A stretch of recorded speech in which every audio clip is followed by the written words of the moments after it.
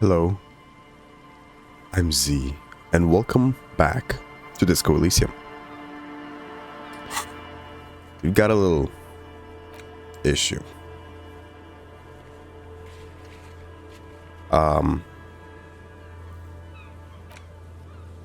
Yeah, the ruby conundrum.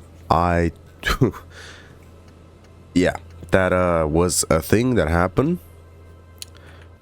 and to put it lightly, it wasn't great. It sure wasn't great. Can I talk to you about it? No. I can't fast travel? What? That's weird. Usually I'd be able to.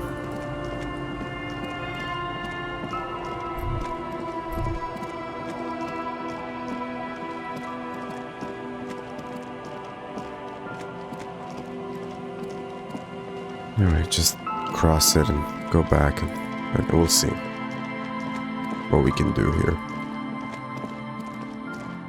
You know, I didn't expect the game to reach this point. Just up ahead. Danger. You are prepared. Don't put away your friend, your weapon. It is glowing in your hand, ready to serve. The oily tail end of your necktie-turned fuse glistens in the cool spring light. Kim, there's danger up ahead. Yes, I hear commotion. Let's go. I'm ready to do this. Good. Be ready to take damage. Hey, you heard him. Gun in hand, bomb in the other.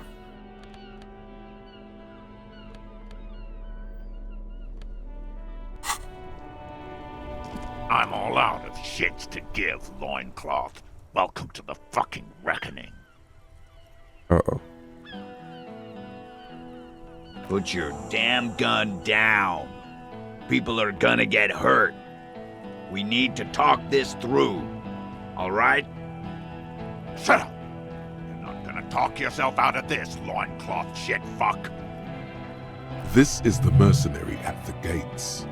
His chest rises and falls under the ceramic breastplate. His fingers reach for the butt of his sidearm. There's something very wrong with him. It's dangerous. Shh. This is a misunderstanding. Nothing irreversible has happened yet. You can just return to your unit and forget all about this.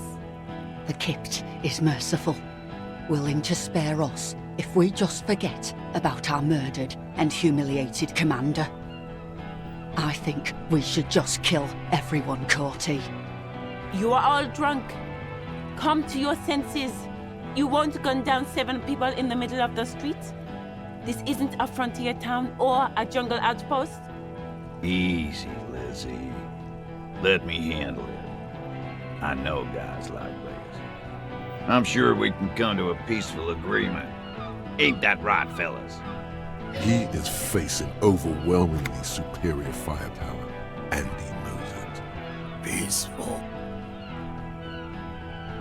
He is cool looking. Nest in your abdominal cavity like a little wild mouse.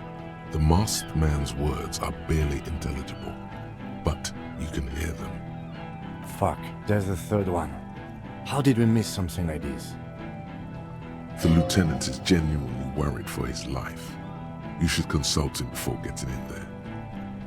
Do we do? My plan is not to get killed, but we have to intervene. We're out of time. This is The Mercenary Tribunal. the big one's the mercenary at the gates. If this turns into a firefight, we should take him out first.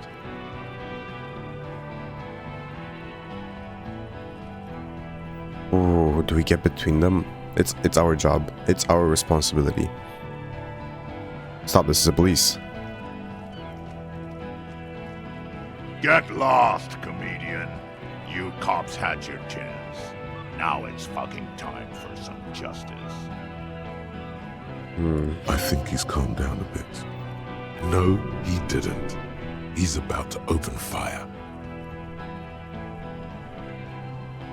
Analyze his text again real quick.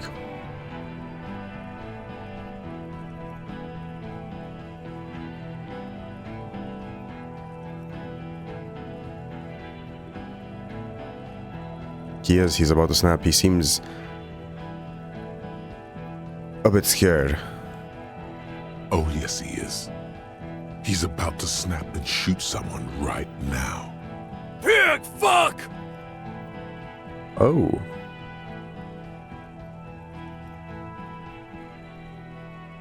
Easy now. No one needs to die here today. Oh, people are gonna die today. We're not leaving it like this. These tribals hung him up for everyone to see. No one is going to kill anyone. Let's just put the guns down and talk like civilized human beings. With a wordless gurgle, the killer loads his long rifle. The leader gives a small nod to the helmeted man. Suddenly, the blue medicinal spirit in your hand seems to have a pulsating glow. It feels enticing somehow. All right, end game! Light me on fire and throw me in his face! Even if it comes to a fight, it's a good idea to get under his skin first. No, That's true. Please. Peace. It has worked this far. Start with the first idea you have. Move down from that. Who's that? I didn't know you had a third guy. Rude. Rude is the killer. Rude, the killer. Owen Cloven. He doesn't talk much. All of you cunts inside out.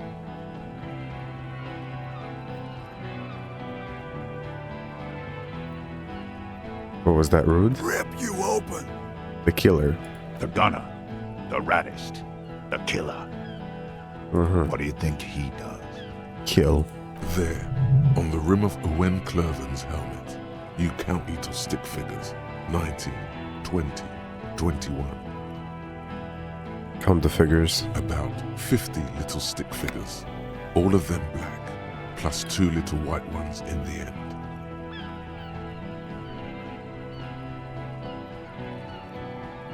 Two white ones at the end.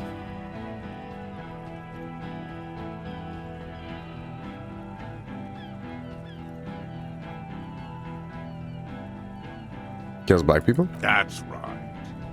Plenty of kips here in Revachol, too. T, let's fucking do it. Easy. Easy now. Shit. Listen, they didn't do it. Yeah? Who did then? Ruby could not have been the one to do it. She couldn't have. The bullet came from the coast and she wasn't there.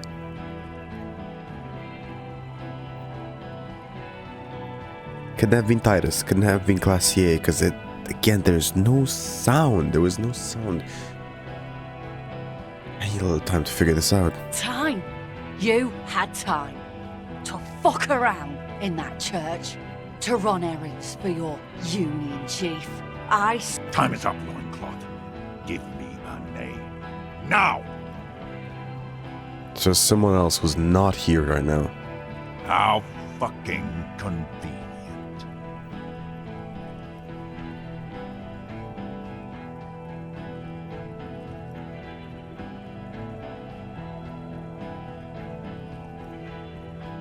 But it didn't come from here. The shot came from somewhere else. But the rifle too.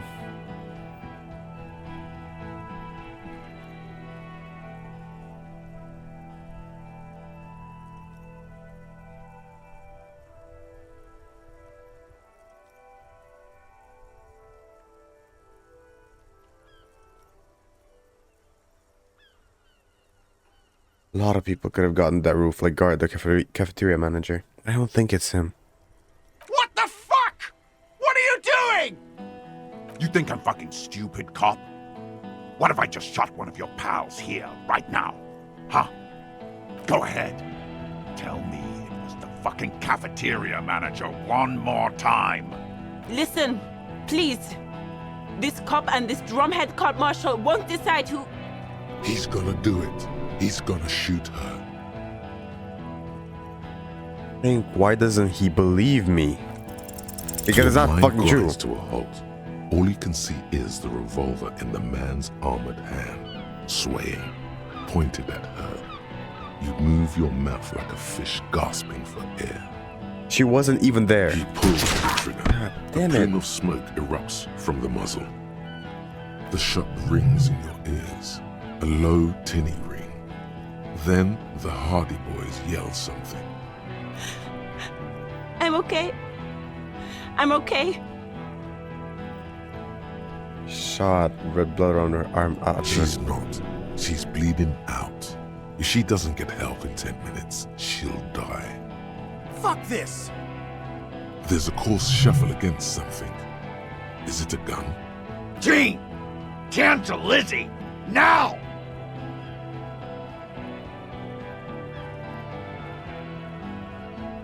The Wild Pines rep does not approve of You this. think I care what that company cunt thinks?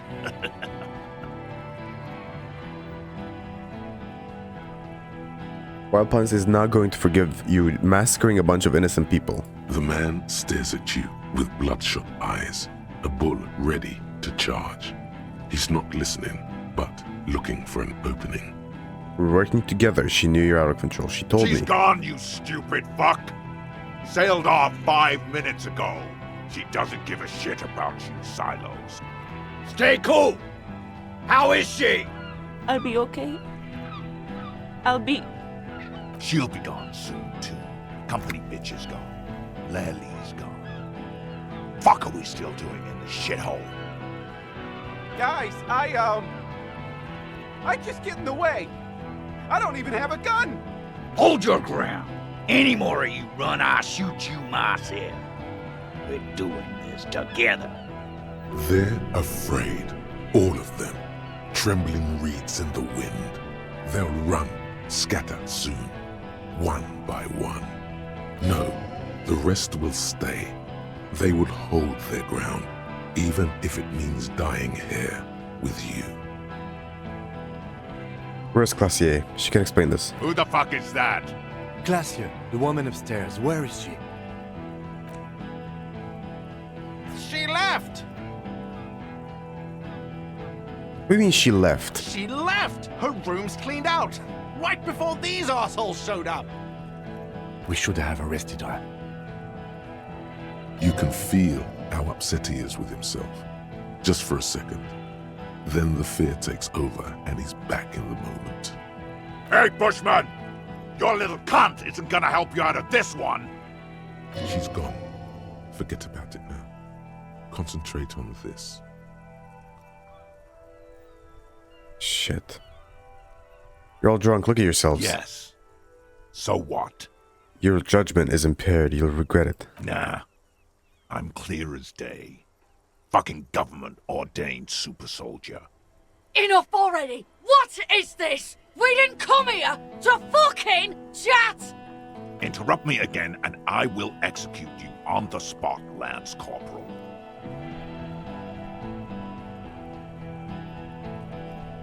Talk about the hangman. Please. Of course. Nothing bad will happen. Talk about his dead friend. He seems stable enough to take it. Make sure he's already shot one person. Even better, it will further destabilize him, cost him time, and maybe even lives. I feel like I got to know your dead friend during our investigation. Don't fucking talk to me about my brother, Loincloth. Okay, yes. Immediate failure. Things are worse now. He's observing your every motion carefully. Think of an argument? International something. International law. Don't say it. Don't say it. But now you stood there scratching your ass for 1.5 seconds. You think this helps things? I throw the damn bomb and it's not gonna work. You throw the bomb and its way off. It's a fiasco, Breton! Even at this distance, you can still make out the ugly tie suspended in blue liquid. It looks extremely worried. What's gonna happen now? What's going to happen now? Everyone's going to die! What do you think's going to happen? What's the story between us? What? Like, how did I get you? Or You were a sad drunk who bought an ugly tie. Who gives a shit? Everyone is going to die because our plan failed. I have no idea how you're going to get out of this. No idea. so it's not going to hit? No, it's off. Way off. I told you. The man it was supposed to hit is looking over his shoulder to see where it went. And he can't see it. It's that off. This is it! I'm gonna hit the ground and burn away now! Most of the people in this yard are gonna die, if not all! Probably you too! It's a complete disaster! Get ready for a world of pain, man. No, not a disaster. Weave this into the story of you. Walk out of its ruins. Save those who still can be saved. I'm on your side. Thank you, Volition. And the lieutenant, too. And the men behind your back, drawing their weapons. You can live. You can get out of this. I'm sorry.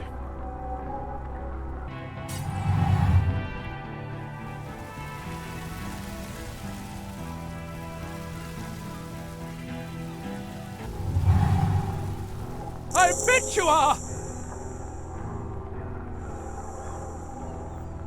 Around you, Oh, time God. starts moving again. The sounds of violence and panic.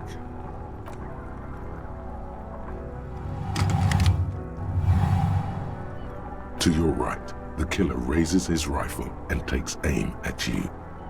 His moves are steady, but the long barrel of the rifle sways slowly. Try and dodge it. The shot rings and you stumble. Something violently tugs at your shoulder, pushing you backwards with incredible force. A volcano of burning pain erupts from your left shoulder. The pain flows over your entire body like an awful shock. A grim knowing rises from within. Half of your body must be gone. God, please. Then, 2 shots ring and you hear a scream. But you're too hurt to see who got hit.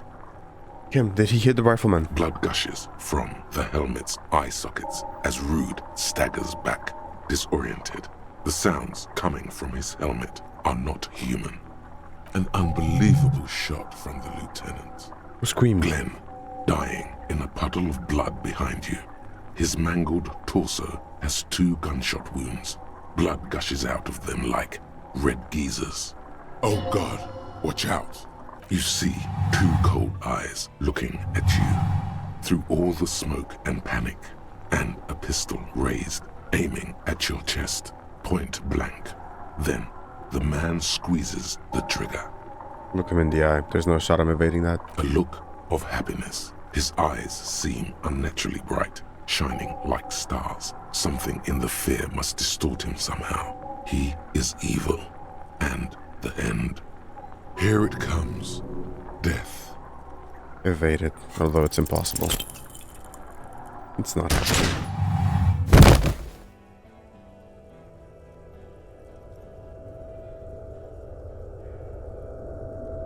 You can't. There is no time. Something inside your pelvis explodes. Your entire lower body is on fire, and your legs can't support you. You fall down like a rag doll. The pain is too immense to scream. It pushes the air out of your lungs. Everything goes dark. A distant blur as you recede into it.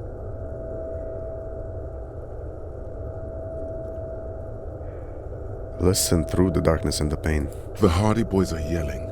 Someone is running, jumping over you. In the background you hear gunfire shatter glass, and then a man in pain. A familiar sound. It's Titus with a splat like meat. You hear bullets rip into him. His voice, still giving orders, grows fainter. a gurgle. He's not gonna make it. To open my eyes, what do I see? Nothing. A persisting darkness. Dancing lights of pain. Distant shadows cast by them. Like a hellish play. You're bleeding out.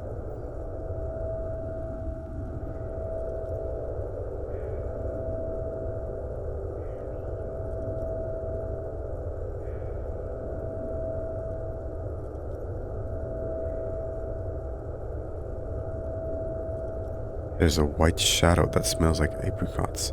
It's always there. What does that mean? Stay with me.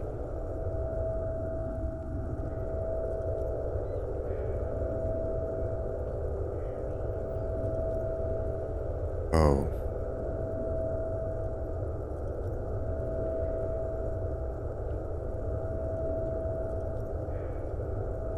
She would have started loving me again, but I called her. Now she won't. Yes, keep talking. You hear me? Stay awake. But you can't. It's so hard. Your eyelids grow heavy, and the sounds ever more distant. And a cold comes over you. The lieutenant, too, is somewhere far away, almost gone, when suddenly you sense something behind him. A shadow towering. Someone stands there, raising his pistol at him. The lieutenant does not see it. He's pushing down on your wound with both hands. No. Kim. No, you say, and hand out your firearm to him. Your hand trembles, and your eyes are full of fear. That's all it takes. There is no room for hesitation. The lieutenant moves like a spring unloaded. He grabs the gun from your bloody hand and fires behind him. You hear a roar of pain, a death scream. The sound disappears like someone pressed stop on the tape. The hulking figure, too, is gone. And so is Kim. And the whole world. Fall into total darkness. This is death. One more door, baby. One more door. No. Let me back into the fight. The fight? There is no fight. The fight is over. It was lost 1,000 years ago. You have laid here forever. Keep falling deeper. Take the door. No. He's This not can't be taking the end of it. His body is not taking it. Oh God, no. He's not disintegrating. He's swelling up instead. Over the hours, hurting, moaning in his sleep. No.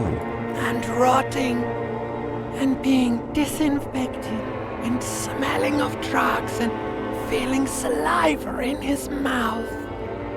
Drifting in painkillers, thrashing in his wound sleep. He can't go. Not before the case is solved. There is a radio in the distance. A radio of the world. Playing sounds. Good morning, Elysium. Soon we will return to the world. Hours turn to days. Soon we will get up again and go through it again. Finally, we know what the infernal engine was outside. The clarion call. It was him. He is the infernal engine. He never stops. He only gets worse.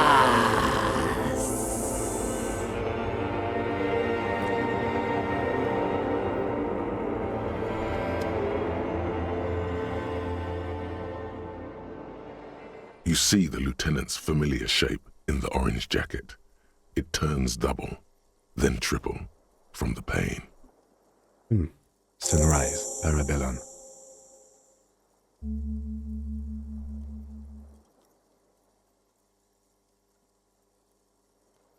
What did you just say? Sunrise? Sunrise, Parabellum. Sunrise, prepare for war. It's an old revolutionary saying.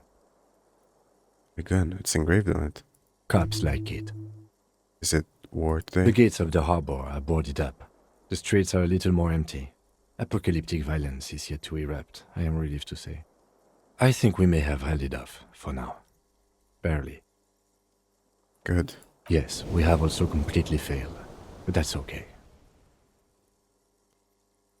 Ouch. It's not ouch time yet. You just got the Dramamine pill an hour ago. Wait until it wears off. The room, it's clean. Mr. Gart cleaned it. It took him an entire day. How long have I been here? 2 Out. days, in and out. You've been up enough to take Dramamine and curse. And drink water. The piss jacket, Kim, you took it off? Yes. The joke wasn't funny anymore. I took it off. What happened? You tried to throw an improvised petroleum bomb. It missed. Then you said, "It's a fiasco, bratan," in a funny voice. A firefight ensued. The time made me do it. The lieutenant does not answer, instead searching his coat pockets for something. A smoke, most likely. What happened then? As retaliation, the rifleman shot you. He hit. With his carabine. I was looking for a clear line of sight. When I found it, I shot and wounded him, while Glenn took a bullet in the spine. It was meant for me. He did not survive. This is not the first person to die in his place. He goes on. Titus, Fat Angus, and Theo charged. Angus and Theo died before they made it to intensive care. Titus died in the hospital. Yesterday. Alain and the young musician, I forget his name, they are all that's left. Paris is dead? Yes. You were bleeding out. I think you said something about your wife, and you warned me. I was able to disarm the Major before he got a jump on me. Thank you, although... I was not able to kill him, as I should have. Crenel took him. A stray bullet killed the Pole, though. And that's what happened.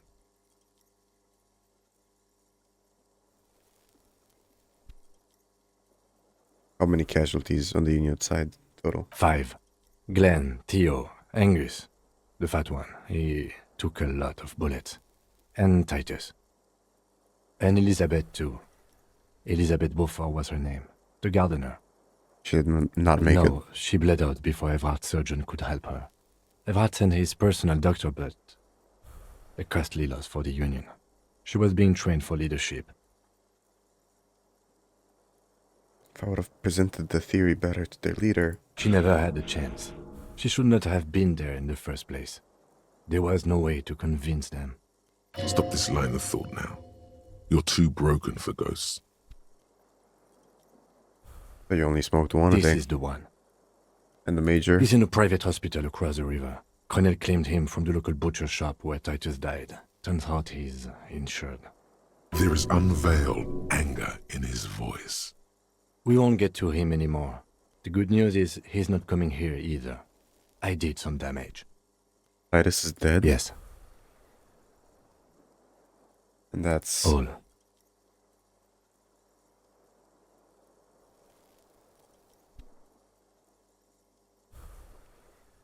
That's an absolute disaster. Yes, officer.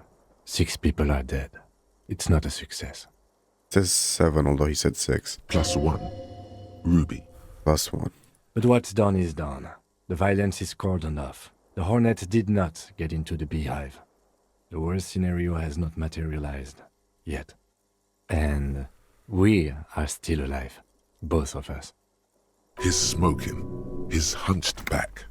You have it worse, but he took a real beating. That cigarette has medicinal purposes. How bad am I hurt? Pretty bad, officer.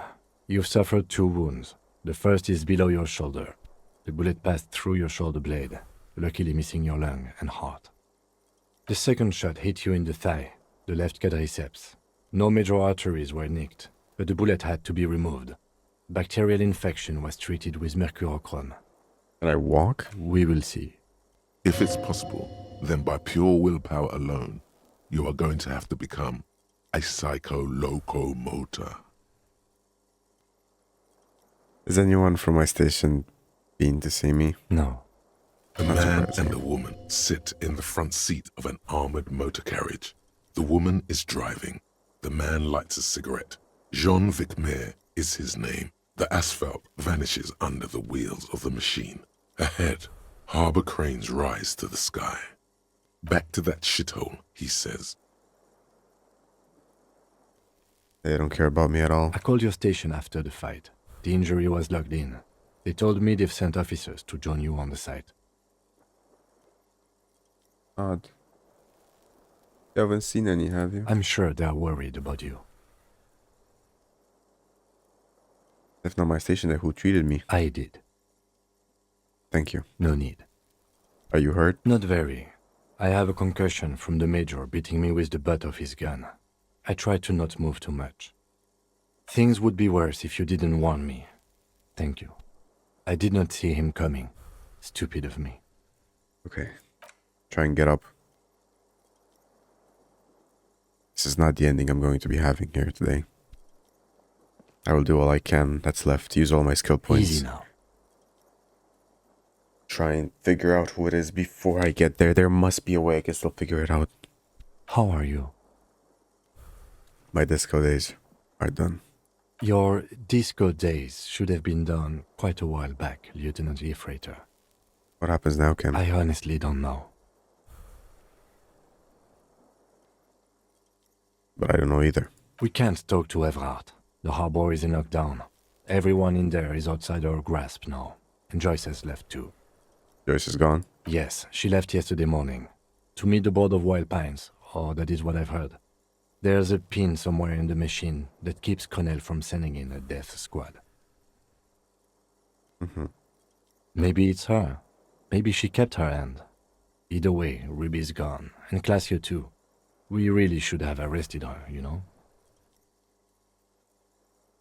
Who did it then, Kim? Who killed the hangman? I don't know. I think the theory you presented, it's someone else, outside our circle of suspects, was right. It better be.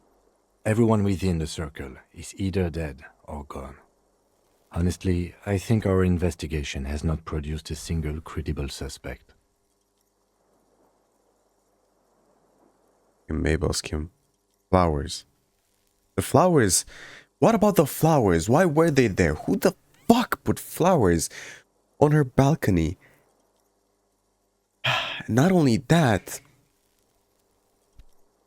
representative, symbolistic flowers. Who would have done that? There's no one that I can think of. What? This one, remember? Every piece of garbage in the city is not connected to the case. You don't have to keep everything. But it doesn't make any sense. Who was it? Oh my god. This is because I'm gonna put a manager peon, isn't it? Don't be narcissistic. Half the cops in Revachol West are his peonies. Even if you are, it is not a decisive factor in this case. What about the hole in the ouch wall? Remember just checking out? I don't know. That's been there for years. The goddamn footprints. Yes. God curse the footprints. Not solving the case for us. Au diable. Antique bullet from Belle Margrave? How hard can it be to find one? How hard can it be? It's extremely easy. There are thousands lying around. We found one. All completely unusable. It's precisely how easy it is to find one that makes the bullet useless. There are these old bunkers and weapon caches, Revolutionary era. We could find thousands more if we wanted. All of Revachol is full of them. But they seemed so mysterious. I'm just gonna say nothing. There's a little pause. He says nothing as well. Miracle hasn't happened yet. It's not over. He does not know what to reply. Looks out of the window, then back at you. It's morning outside, you think. So you know what I think about solving He crimes. arches his brow. The ceiling fan patiently spins overhead.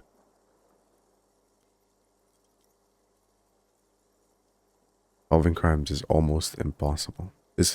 Yeah. It can feel that way sometimes, yes. He sounds surprisingly weary. That concussion must be making him dizzy. You're not ready to give up, are you? No. Are you ready to limp? Yeah, I'm ready. Good. Where do you want to limp to? A gust of wind blows in from the bay. The duraluminum box around you vibrates imperceptibly. A familiar cold, a red thread on the roof upstairs. Taut, plucked like a string by the gust.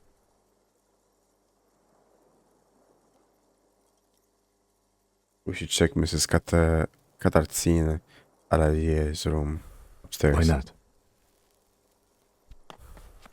I still don't believe she's faulty here. She's at fault. I don't think she is. I don't Another see look at how the she window, could perhaps? be. The one he was shot through. I don't know. I can't think of anything better. Look. From her point of view, she gave us our best fucking guess. She really did think it was Ruby. Because Ruby fucking left after this. And she did plan things out quite well. She executed well. Although, you know, she's a spy and she knew how to control herself when she had to. But that was her only guess as well. She had no other clue who it might have been. I don't believe it's her. She couldn't have had any other guess. That's the issue. I still think someone from the fisherman village. I know it. I just do. Newly placed glass shining in the morning light. You hear traffic outside. Back in the world again. Indeed. Stereo 8 player has been reunited with its right speaker. You see gleaming white enamel. No bottles inside. Look, the door is open. You can walk into Kim's room.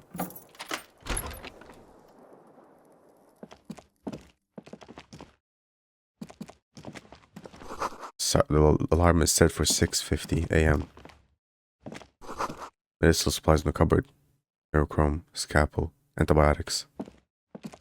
These papers bear the stamp of the RCM. They appear to be fragments of the lieutenant's paperwork, half finished. You make out notes on this and other recent cases.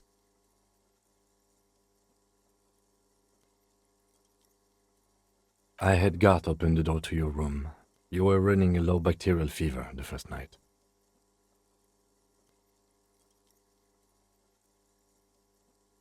Thank you for keeping this thing alive a little longer. It would have been easy were it not for my concussion. We both got lucky, considering the odds we faced. Let's go? The bathroom mirror.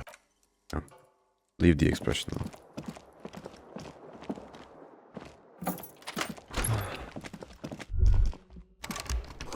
Ouch, that leg hurts. Maybe you don't run. If you don't run, it'll be okay. Maybe.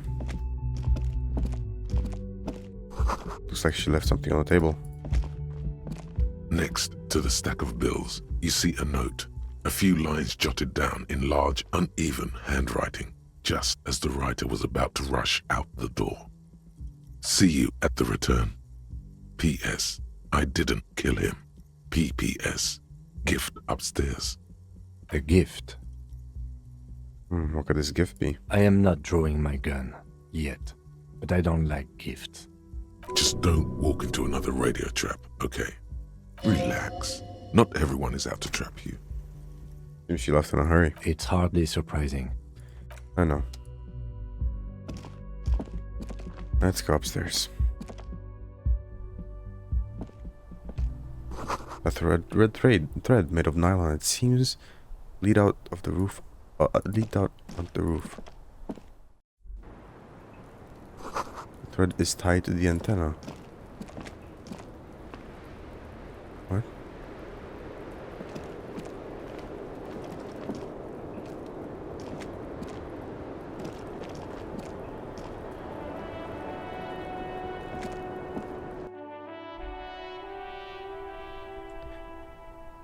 What? What is this?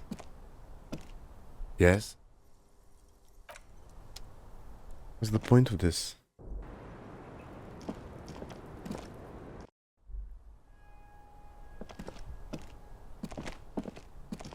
You clearly see footprints in the damp. Jackpot. These. Oh, what's with the red string? What?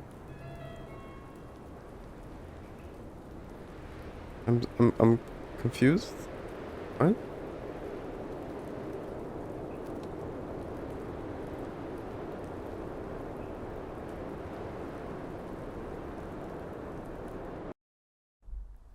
Missing something? Look out the window? This window is pristine. This is ballistics. She's left a trajectory for us. Oh. Okay. What happened here? Golden light melts away into the blue, glassy darkness of your mind. In it are two neon-lit shapes, a man and a woman on the single bed. What position are they in? Like the witness said, the man is kneeling, the woman is on her back. It's the night of March 4th and a shot has just been fired. The man looks directly at the woman. The shot's possible directions converge in his mouth, a ray cast from somewhere outside, entering his brain. The red thread bisecting the room shows the trajectory of the bullet. Where is it coming from? From the roof outside, location A prime.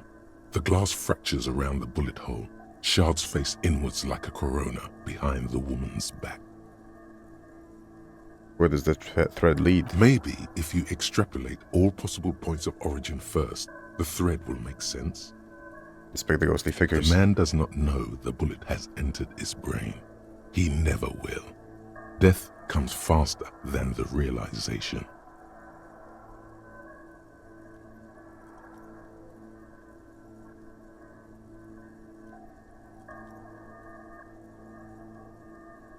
No, wait.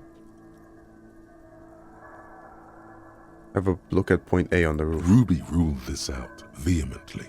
The shot Yeah. would have been heard from downstairs, where no one heard it. The likelihood of A prime has fallen drastically. You may be looking for a sniper. The shot had to come from a greater distance, beyond A prime. Should we extrapolate to include every possible point of origin in Martinez? Yes, do that. Look at that. According to your map of the district, this shot could have come from a wide angle of locations, starting with the northern edge of the abandoned boardwalk, ending with an islet in the bay. Let's call them B prime. More precisely. B prime for boardwalk, B double prime for Land's End, and B triple prime for the islet detective. There may be smaller points in between, but those are too fine to zoom in on. Have a look at point B on the boardwalk. 700 meters away. The likeliest of these B positions, 20% chance. A skilled sniper could have made the shot, provided he had a safe sniper's nest. Even with the light on inside, we're talking military training. At that distance, the perpetrator would have had to take wind direction into account. B2? 1.2 kilometers away. The least likely of these positions. Let's say 3%. A truly skilled sniper could have done it, possibly from a tent. No, too far-fetched. Yeah, no. Unlikely. 1 3. kilometer away, an unlikely point of origin. Beyond the docks somewhere, on an islet in the Bay of Martinez perhaps. There are islets there, badly charted as they may be. Fucking island is a possibility? Off the shore where I could have never explored? The shot would have been a small miracle, 5% likelihood. There is an extremely narrow field of view from the bay to the window, between Rue de Saint-Ghislain 8B and 33A. The angle would have been extreme and access to the islets is questionable, but it is a possibility. Then there's the thread the witness left. She did have a first-hand view of the event. Perhaps she found something in the outer reaches of her memory of it. You need to inspect it again. Extrapolate all the points of origin. Now where does the thread lead? It suggests the bullet came from the extreme upper quadrant of possible angles, from a point beyond the roof. B triple prime. You've got to be fucking kidding me. The island in the bay. Is she trying to tell us the shot came from the islet? Unless she thinks the perpetrator was standing on the ring antenna. That is where the thread seems to point. How'd she know how to do this? She was there that night. She would have known precisely where the bullet hole was in the glass. It also looks like there may be more to her skill set than we know. The question is, should we trust her? Of course we don't trust her. This is our way of saying she's sorry. I find that hard to believe. But at this point, what difference does it make? This is also one of the few places in Martinaise we haven't been to. So it is. For a second he seems tired. You seem unenthusiastic. Maybe we need to go to the island.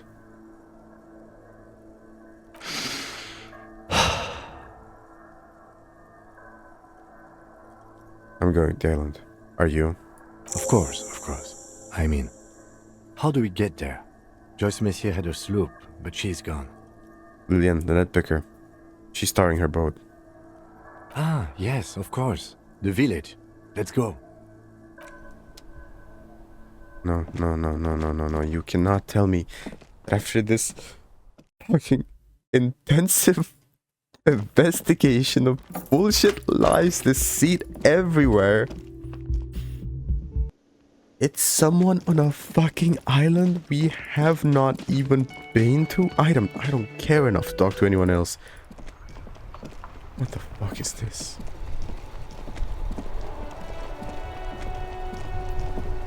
The graffito has been painted over the traces of the fight that took place here.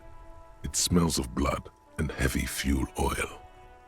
This was Cindy the Skull. Looks like Cindy the Skull has finally found the words for her masterpiece. The lieutenant crouches, touching the fuel oil with his finger. Looks like it, yes. This is still fresh. It wasn't here yesterday. The return. Does this have anything to do with the return, or Elysium is waiting for it? Could be. In Revachol West, someone somewhere is always whispering about Le Retour. It's an aerograffito, meant for coalition aerostatics in the lower troposphere. The return to her side. I smell heavy fuel. And blood. Some of it is even yours. Heavy fuel oil. Isn't that flammable? Step back, Lieutenant. Step back, Lieutenant. The fuel oil catches fire immediately with a low hiss. A bright orange flash across the surface of the lettering.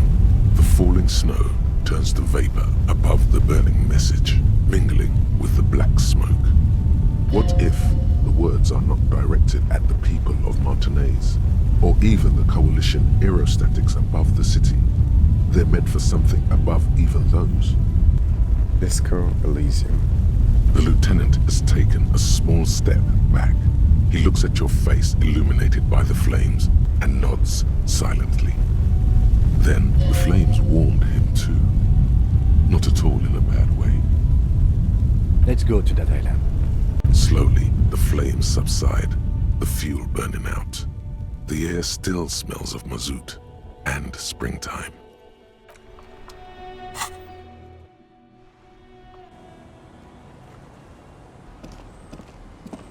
I don't really care much for anyone here, honestly. I just want to be done with this. Officer, what happened? You're wounded. Why are you wounded? You look terrible. She sounds almost disappointed with you, reprimanding you for falling and hurting your knee. I got shot in the foot. It's pretty bad. I just want to talk to you about something else. Your boat. Is this from the shooting in town? We heard gunshots. Not that we don't hear gunshots all the time, but they were closer than usual. There was an exchange of fire on Rue de Saint-Guylaine. It's nothing to be worried about, madame. I have a question for you. Of course. Can I help you with something? We need to get that island. That won't be a problem. It's wind still and the tar just dried. We've got 2 days of relative sunshine ahead.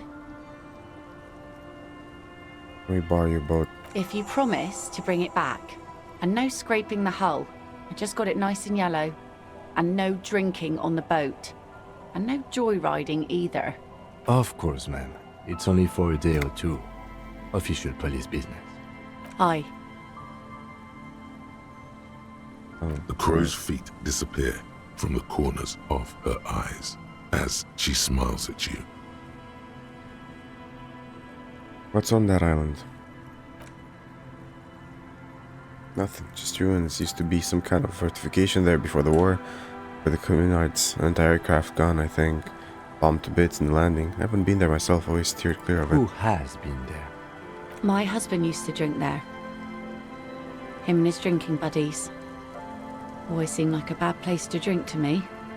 People died there during the landing, you know. My mother told me. Hundreds, maybe thousands even. The kids sometimes go there too. I know they do. On barges.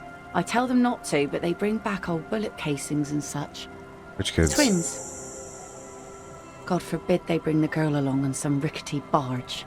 Oh, the twins. Can we maybe ask your twins about that place before we go? Would that be alright? Be my guest. They've a strange way of talking. See if you can get anything useful out of them. I seldom do. Is there anything I should know about getting there? Well, most of it's sunken. Underwater. That means concrete underwater. Cut your boat if you're not careful. Be sure to enter from the south side. Water's deep there. Aye, aye, Captain. Thank you. We'll use your skiff to get there then. Please be conservative with the fuel, will you? Just filled her up, but it's a small tank. It's fine, ma'am. This game has a way The of... scruffy-haired little boy kicks a stone while the other watches him do it. It doesn't even matter, man. You've been to the island, right? On that island? Yes, that one. I know what's there. That's, nothing. It's just a seafort and some plants. You can take a raft there. It's great. And we make a fire. We make a fire. Mm-hmm. Gather the sticks for the fire. And bullets. Or not real bullets, empty bullets. Mm-hmm. They're lights. The fire guy comes and asks us to put the fire out. Someone lives on the island? No. Yes. Let's go with yes. Why is he the fire guy? Because he asks to put the fire out. Why does he ask you to put the fire out? I don't know. He doesn't like it. He don't like people to be there. You shouldn't go. Yes. Mention something about lights? I don't know. Did you mean there are electrical lights? Yes. Is there anything else you can tell me about this guy? Age? Does he live No, there? he doesn't live there. I don't think. No, he lives there. Been there twice, 2 times. He doesn't live there. He isn't there sometimes. Anything else? What does this guy look like? I don't know. How come? We ran. He just yelled we shouldn't be there. Your father used to go to the island too, didn't he? Our father killed himself. Don't say that, he didn't.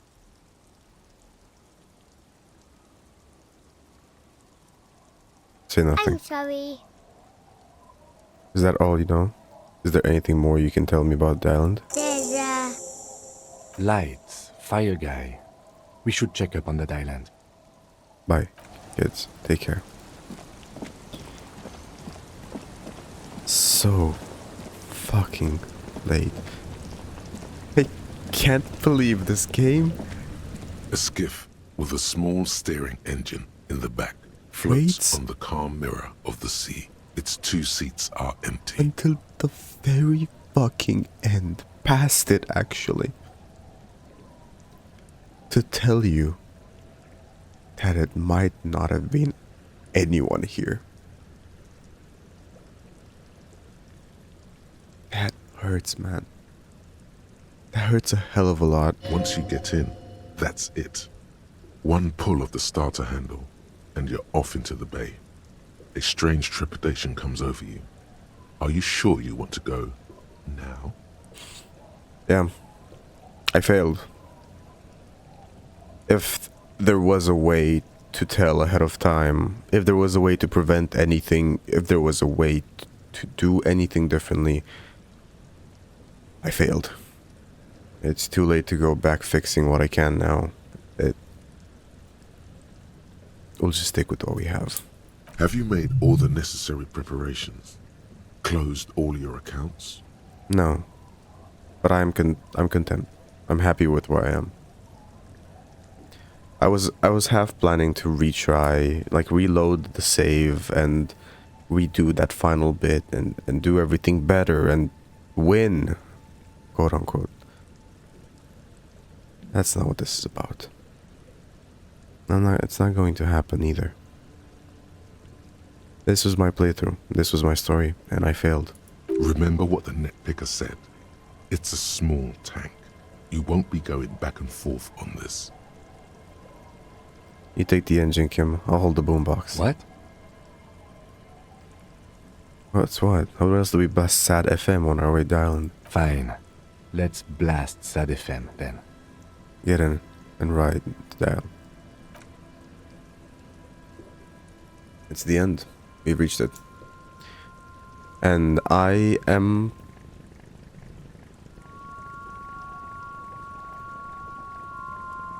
scared. Want to be free. This has been a wonderful experience. And when I say wonder, I mean it. Wonderful. It's brought tears to my eyes more than I can count, more than any game on my channel has. It evokes such strong emotion and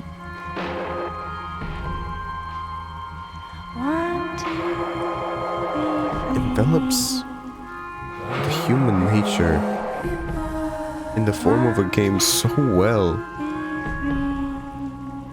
that it's hard to not just stare and admire and cry while playing.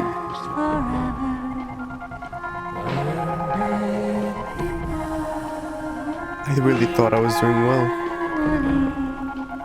You always think that about yourself, don't you? And then it all comes crashing down. You survived that. That's what's important.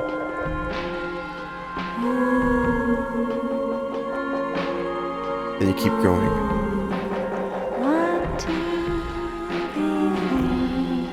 You might have gotten shot. And people might have gotten killed here. A lot. Injured too. But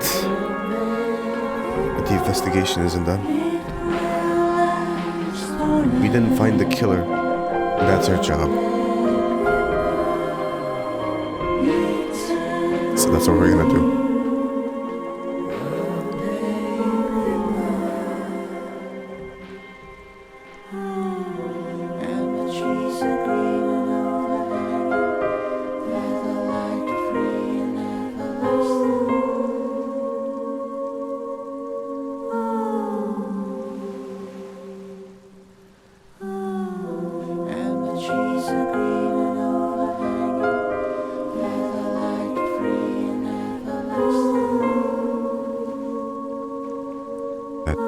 Just out of reach. An island. An islet, actually. Islet.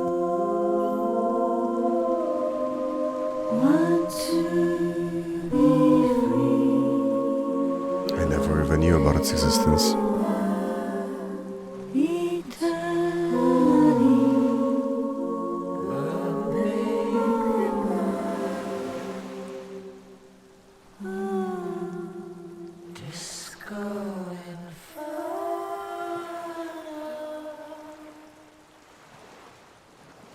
The boat comes to a slow stop. The lieutenant turns the engine off. Then there's silence. In the silence, A sputter of wings. A flock of quails takes off in the distance. Let's go. Let's go. The game never wanted you to figure out who it was. The game wanted you to experience all it had. The makeshift bridge, the bombs were powerful enough to break the foundation. Plus the chains trail off into the ocean. The chain trails off into the ocean, connecting the island to the supply depot on the coast. This leads to a depot in the Land's End. Ah, yes, so it seems. What do you think it was used for? For bringing munitions to the island, maybe? And supplies? You could also lock the bay when you raise the chain. Lock it from whom? From enemies. Enemies of the commune of Revachol. This sea fort was a revolutionary fortification, I believe. Mm-hmm.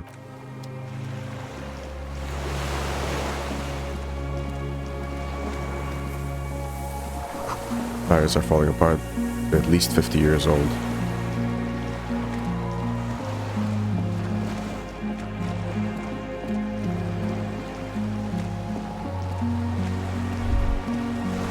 Some fuel has leaked out of the barrel. Black, viscous. Attention, inflammable. There's a lingering trace of mazout in the air. The dry grass crackles under your feet as you stop. Far away, birds' wings touch the still surface of the sea. What is that flutter? The flock of quail departs. Now more than 100 meters away. 102, 105.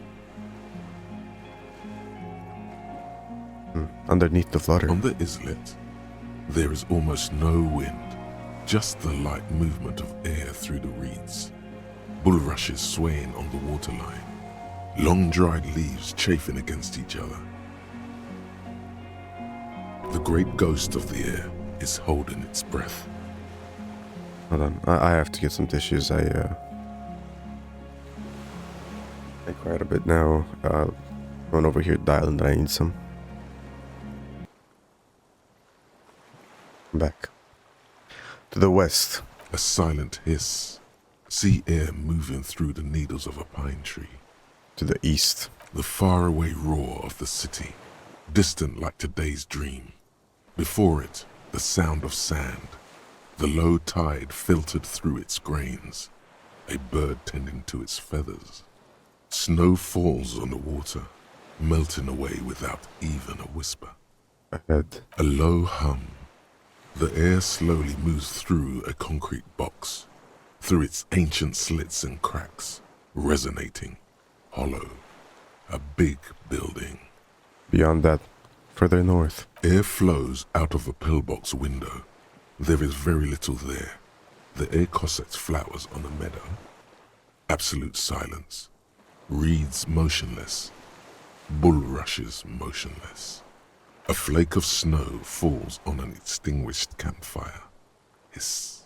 Below the silence. Col de Mamadakwa. We are way out now. Way out in the west. Kim. Yes? Pretty silent on this island. Notice how quiet it is? I have. Is that why we're stopping? Wait, I have to listen to one more thing. The lieutenant nods in silence. Open your eyes and stop listening. This barrel says ICM. You see a star with little specks on it. Warm blood trickles down the armpit. The ligature is off. It's nothing. No way to get up there. The stairs are gone.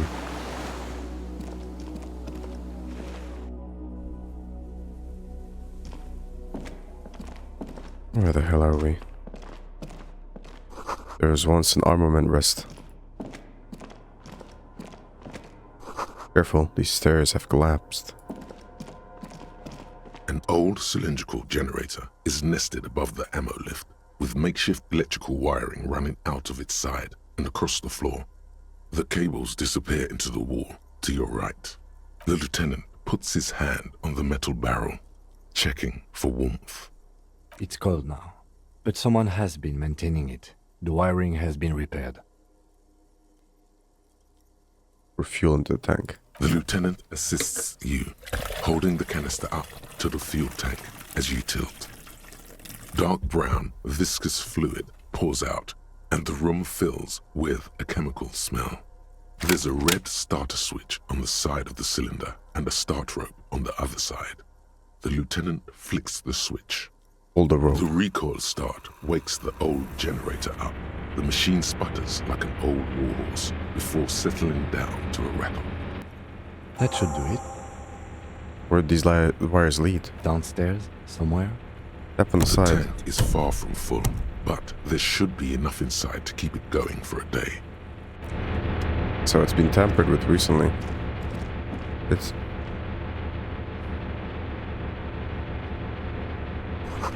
Books mostly fantastic and historical fiction. Dish stained with sauce and fire. Survivor's kitchen. There's a greasy old spring mattress in the corner, resting on piles of soft-cover books. White linen and a pillow are visible under a worn-out caracal blanket. Someone has been squatting here. The linen is fresh, recently washed. Do you think whoever slept here is... You force the rest of the sentence out through pain, thick as molasses, no longer able to hear yourself speak. You know, officer, you can rest here if you are feeling tired. I will keep watch. You could use some rest for what's ahead. Maybe a little shut-eye. Just an hour. You face the concrete wall. There's less light there, in the dark corner. Like a dog, you lie there. Curl up with your knees close to your chest. The blanket feels cold. The entire room does. Concrete and cold. Minutes pass. Half an hour maybe. The sounds of the sea beyond grow distant. Your eyelids close. Until you feel yourself standing up in the darkness, right next to the mattress. Slowly, the world begins to hatch from the blackness. It's evening. Sleep.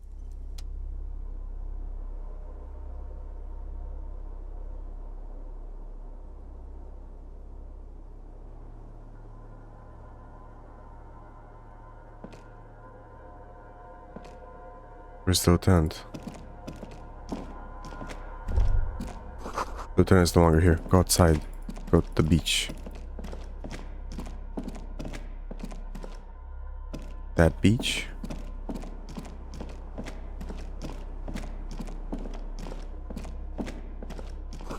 Door is still here, closed. Feels strange somehow. You can't get in.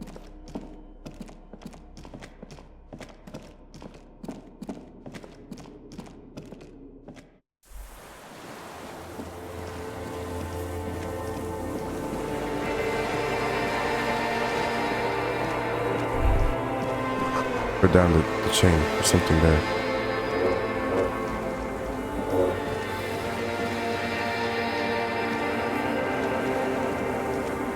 Down the chain.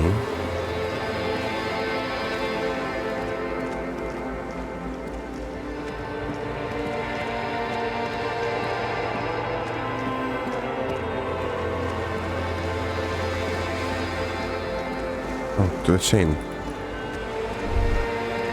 Walk into the water now. You see footprints on the water. Further. Dolorous day, the innocence of humanism, internationalism, and the welfare state turns around to face you. She has an airship airbag in her hand. She seems to be in a hurry. Okay, don't say you need to talk right away. Melt the ice first. This way you're already talking. But you don't even want to talk to her. She would only be cold and mean. Let her go.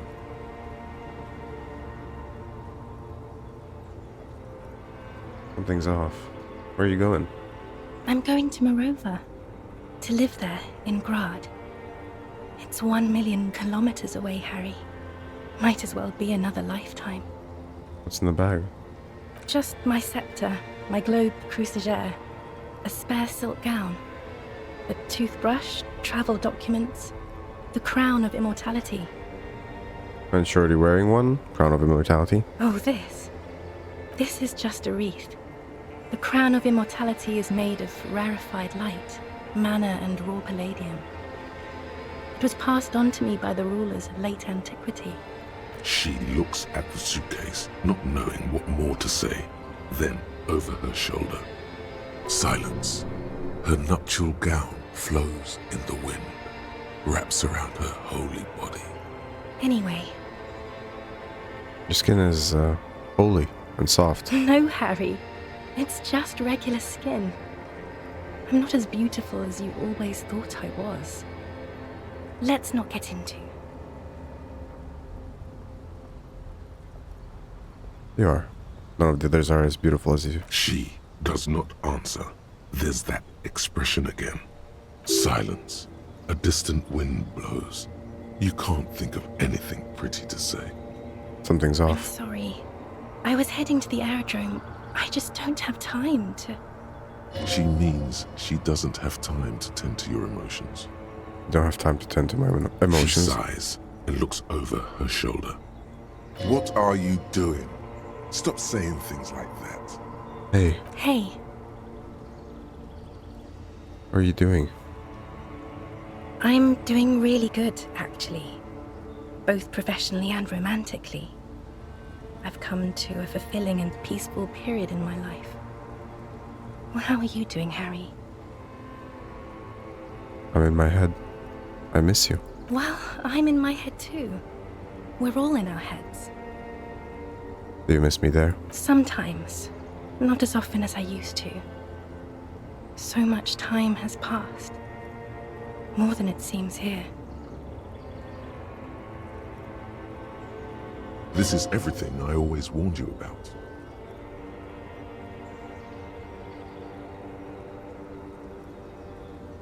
Oh, God.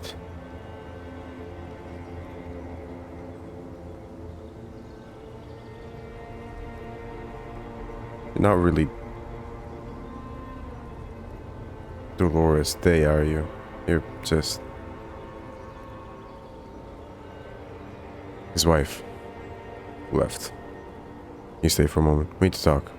We need to have one more massive epic showdown. No, Harry. No. I don't want a massive epic showdown. I want to go to the aerodrome.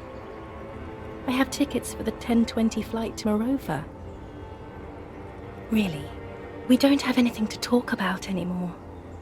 Every combination of words has been played out. The atoms don't form us anymore. Us. Our love. Our unborn daughters. It's all gone. I have to go to the aerodrome. I have to leave Revachol and you. And you have to be alone. In hell. Forever. That's just the way it is. Oh God, whatever you do, don't try to kiss her yet. Not after that. You're still reeling. You'll fall over if you try now.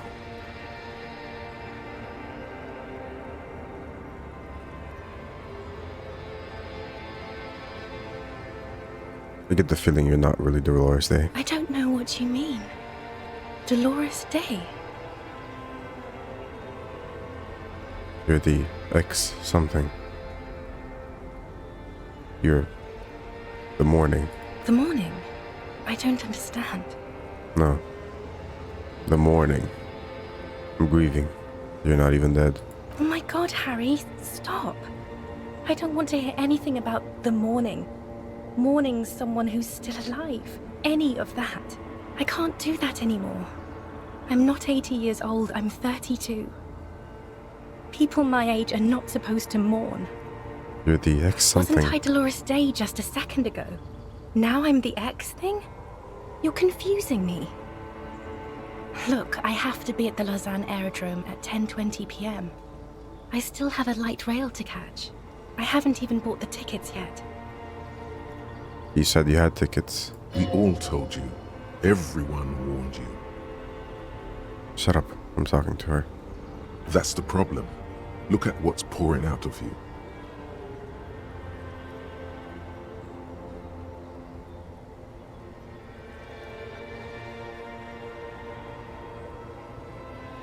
I'm glad we're having this conversation. I'm getting so much closure. I'm glad too, but I have to go. My friends are waiting for me on the platform. I can't let them wait. It's impolite. What?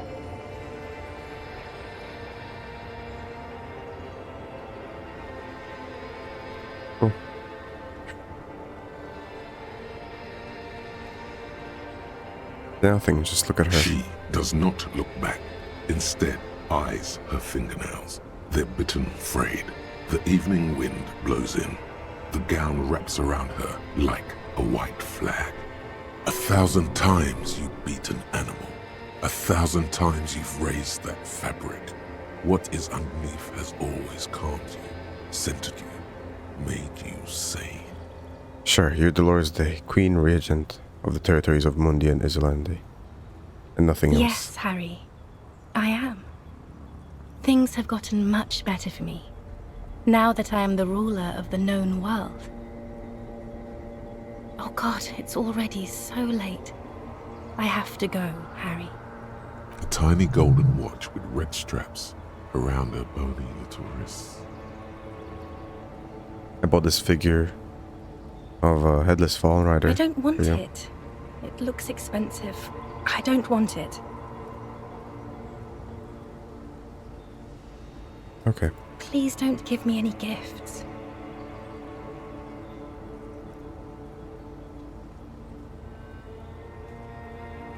You said I have a vast soul and you always come back to it.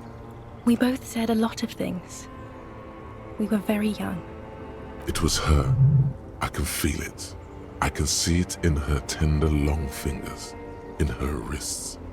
Her hand wrote it, said those things. Actually, you didn't say it. You wrote it in a letter. A handwritten letter. Kept it in my As paperwork. Queen Regnant, I write a lot of letters.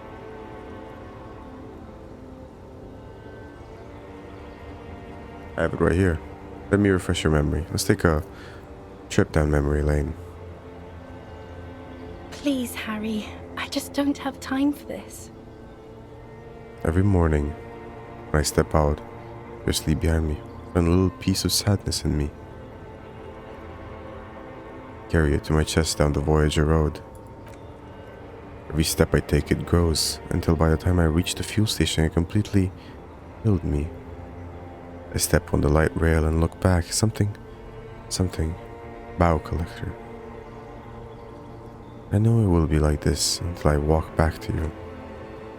You. Every step I take will get lighter. Almost makes me run. Sometimes I do. Can't believe I met you. Can't believe the happiness I feel with you. You have a vast soul.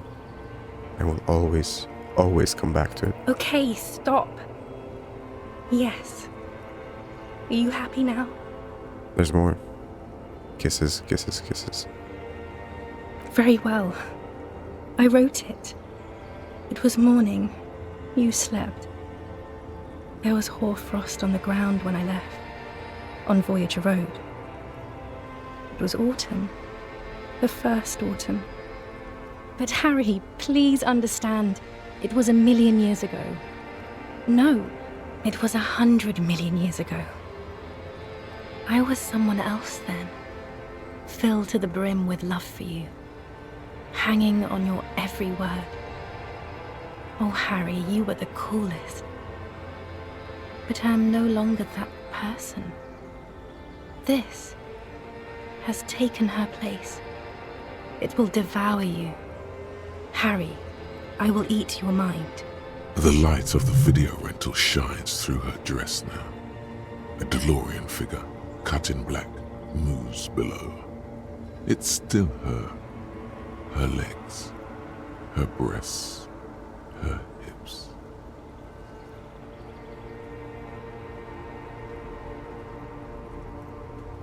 It was cool. The coolest. With your leather jacket and your boot-cut pants, smoking in the bus stop. I wanted you to be the rest of my life that day. And you were. Some of it, at least. You were my first kiss, my first time to have sex, the first and worst time I fell in love. I will always have that with me, it's a fact. But that is all it is. It's like a ticket stub, Harry. It doesn't do anything anymore. Ticket stub? Yes, let's talk about that too. Let's bring it up, the zoo. In Le Jardin, the day we went east of the river, to the aquarium first, I was sad about my mother. I don't even know why. The shimmer of the fish tank on my face. The octopuses. It was just a day then, but to think. Were we there now, you could touch my hair, kiss me. Talk to me about anything, go virtually anywhere in the world. Not like now. Now our interactions are limited to pain and regret. But now, what happens now? What is the next thing we talk about? Is there really anything left? If not, we can always repeat one of the things we have already talked about. Talk about it again. If you do not feel like doing that, you should let me go to the aerodrome. That's not a very good way for things It's not, to be. But Tell me there's something good. I don't know why I said but. There is no but. That's it? That's it, yes. We've talked about it a million times. You will get over it, just like I did. People do. Things will get good for you again. Maybe I think I've reached the end of the investigation. See? It just takes some time. For you, I think it'll take something like 20 years, maybe. It was hard for me too. I used to think I couldn't live without you. But I can. She keeps her shoulders squared and her back straight, but it's clear you're still making her sad.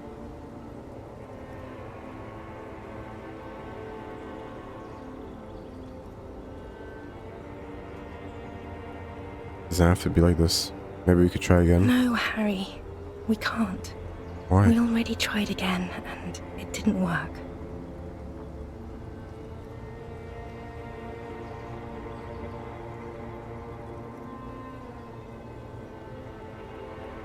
Okay. I won't ask anymore. She does not seem relieved at all. Glances over her shoulder, then at you. The neon sign of the video rental glows behind her. I know you still love me.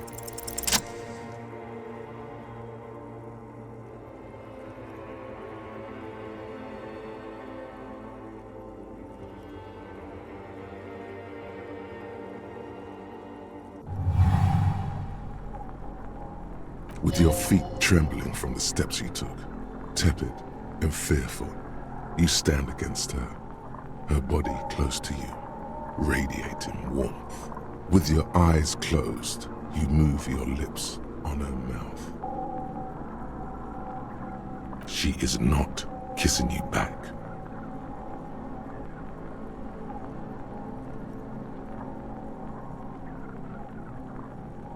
You're not kissing me back. The moment is ending. She is going to move her face away from yours.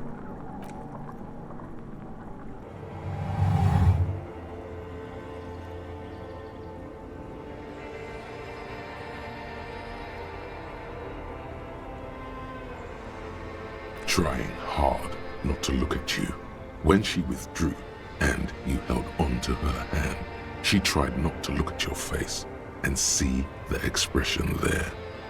Brother, you should put me in front of a firing squad. I have no words for how I failed you. That's it then. No, Harry. Not yet. There is one more thing you have to see. I'm pregnant. Is it mine? Of course not. I terminated yours. Don't you remember?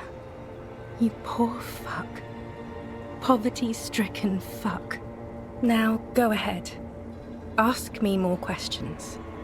Let's talk about something else. No, this has to end. Do the last one. More questions. Ask more. Tango. I have to, Harry. Really, I've already missed the 8:30. I'm gonna go now. I was wrong. You don't have power over her anymore. You shouldn't have said that. I am wrong about everything. You should go on without me.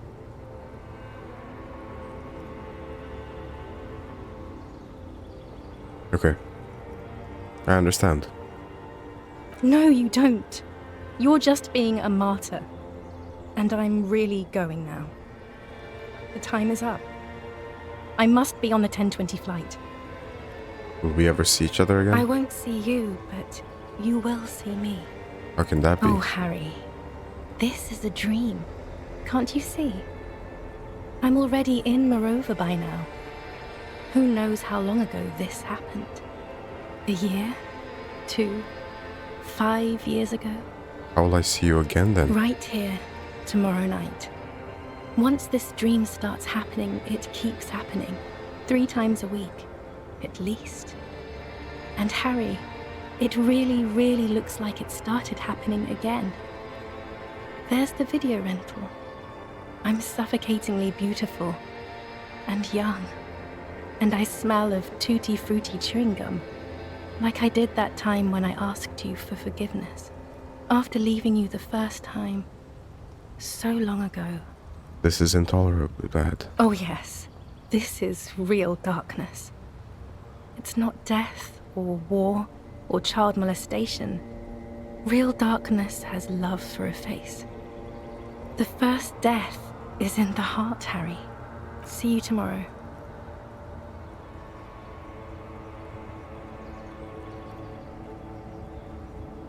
I attempted closure, yet none was made.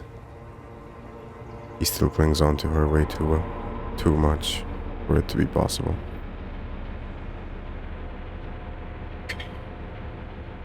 Time to continue the investigation. You're up quick. How was your sleep?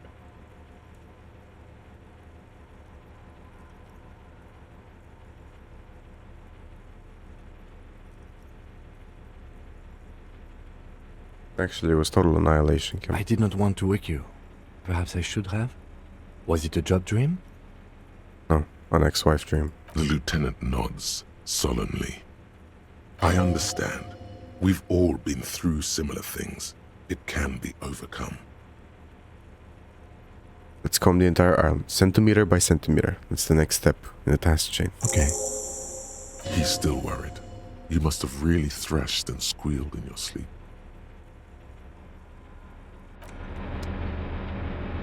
God, he cares about him.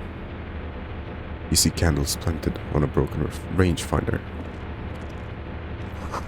Moth-bitten bedsheet keeps the wind out.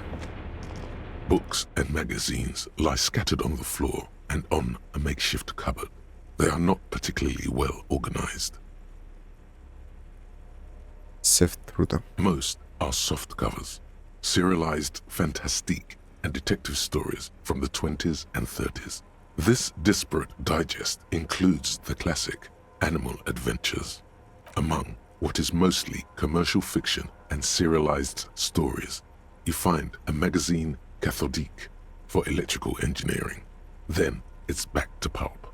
Light erotica, an international thriller about circuit benders. Someone's made themselves a home. Does anything stand out as unusual? Oh yes, wow. Under the bed, there is a rather extensive collection of critical theory, that is, dour, life non-affirming left-wing literature, published by small imprints such as Abattoir Firm and Ouzia. It's not exactly like reading. Look, Kim, powerful communist theory, rigorous and truthful.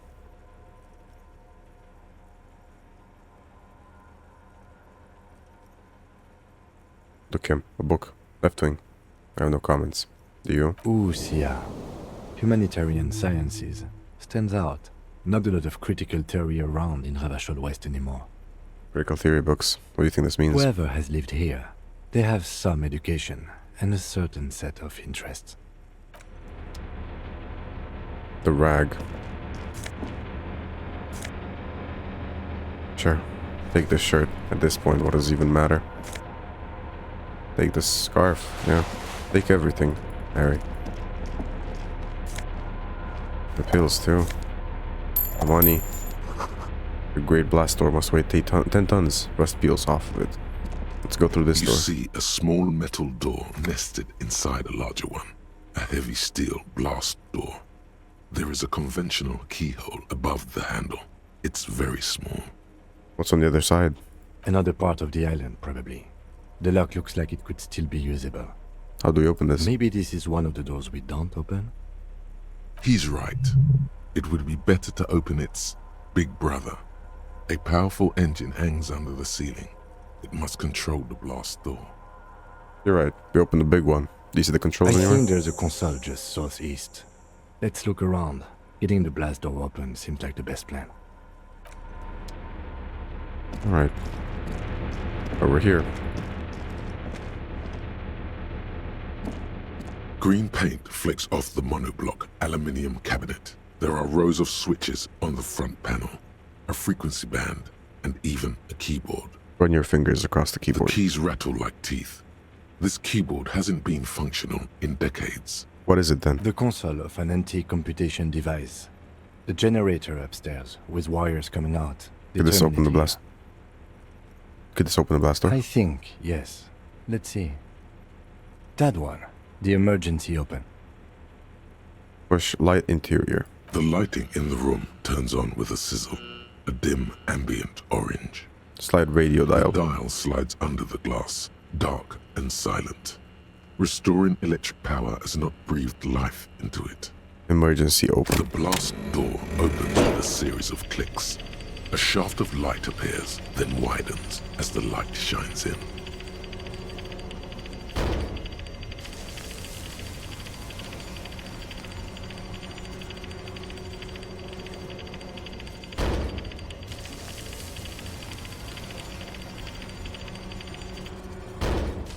A sudden wave of anxiety makes your skin crawl.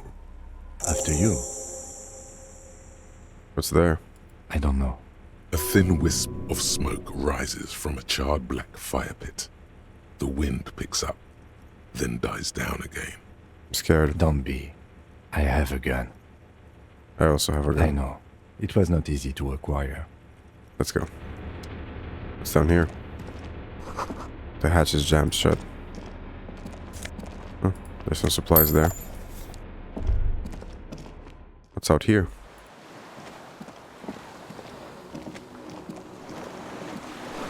Firing slip. You can't see inside. Must have been a direct hit to take out such a huge chunk.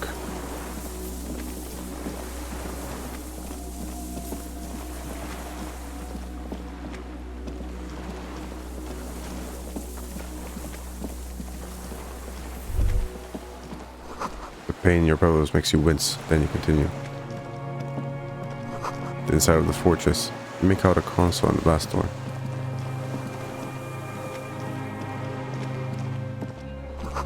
An old medicine cabinet, nearly stocked with the door, A weathered artillery map showing coordinates in the Bay of Revachol. There's a rain-soaked mattress on a concrete slab, only half covered by the crumbling roof. At the head of it, double embrasures, firing slits like two eyes in the wall. This looks like a good place to aim from. Inspect the mattress. A single-person mattress, modern, civilian use. Brand name, Marjorie. There's a fuel stain on the cover, along with cigarette burns.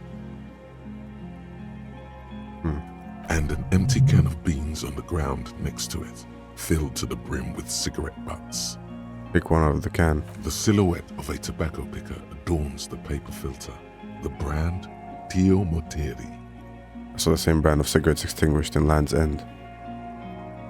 Could be a coincidence. Or the same person has visited Land's End and here. I didn't see any signs of smoking inside though. If people live there, they keep it tidy. This here may also be a smoking spot. Inspect the wall. There's a firing slit in the wall in front of you, like a little window. Touch the concrete first. Quite old and grimy, from years without cleaning by anything other than the rain. Look through the hole in the concrete. The springs screech as you lean on the mattress and crane your neck to look out. Trepidation, a tingling feeling in your stomach. A small piece of Martinez coastline opens up in the square in front of you, like a tiny landscape painting. 1 kilometer across the water. The ruins look familiar. On the left. A towering skyscraper, its top floors shaved off by artillery fire. Capeside apartments. Rue de Saint-Gislain, 33A and 33B. On the right. The red chimney and collapsed rear wall of the 4-story tenement in front of the Whirling in Rags, Rue de Saint-Gislain, 10. And between the two. The box-shaped silhouette of the Whirling in Rags. Its sloped roof, a tiny fleck of light catches your eye on the rooftop, sunlight reflecting off the upstairs window of Clausia's room. There it is. Do you have a line of sight to the window? More than that. Kim, with a pair of binoculars, I'll be able to see inside the room. A pair of binoculars? Or a scope of a rifle? You'd be prone, lying on a mattress, barrel resting on the embrasure. I think we have it. The origin of the shot. This is the sniper's nest. Better late than never. Nothing pointed here. Many leads pointed elsewhere. You're right. He looks north, over the fortification, then at the mattress. He's conflicted for a second. There's guilt there. It takes him a moment to rationalize it away. The shooter still be here? Where? On the island. He does not answer, just nods. With his back hunched, he looks around once more and says, he feels uncomfortable suddenly. We should move now. Run away. Okay. What's down there? Oh. Feel eyes on your back. Someone's watching, but you can't say where. That's bad. The winch is broken. Rust has eaten the remains of the chain. A strange feeling, looking at the water. Maybe you should just wander off into the sea. Leave it all and walk in with a bottle in your hand. Why? Perhaps there's someone there, under the water, waiting for you, smelling of tutti frutti and betrayal. Maybe you know it's going to hurt. Shake your head. Don't. Move past that. And move quickly. Back to relative safety.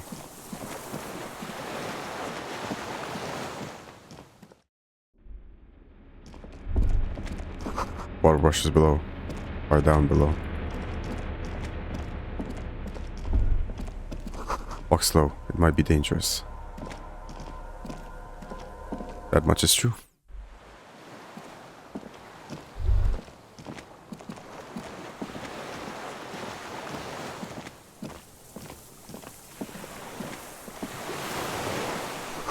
The rubber dinghy is deflated, broken. Small white flowers blossom all around you. Oh, if you... Oh my god, you... Who even are you? An old man, wearing tracksuit trousers, leans on the frame stock of his rifle. He gathers a big ball of spit in his mouth, then spits it out into the extinguished fire before him. He raises his black eyes, hooded by creased eyelids, to meet yours. Unclouded by cataracts, his eyesight is sharp. He's practically tearing up from spite. Hatred got the best of him a long time ago. This man hates everything. Are you the fire guy? The what now? I can't hear you. Did you recently tell two kids to put their fire out? I may have. All sorts of little rats have come sniffing around, trying to give up the position. Fire guy. Regressive bourgeoisie henchman. Can't even talk like a grown-up. You've retained your eyesight. My eyesight? Yes. Helps me see all the shit. A shudder of disgust passes his right side. His left side remains motionless. Did you close the blast door? I did.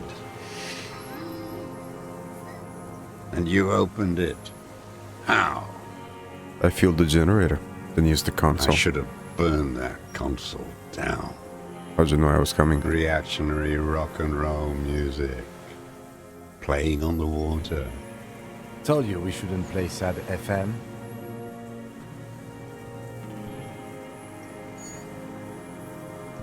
It was not rock and roll, it was sad FM. Sad FM, huh? I always hated that station. Phlegmatic, counter-revolutionary dirges. Sadness is a mental illness, a weapon of the bourgeoisie.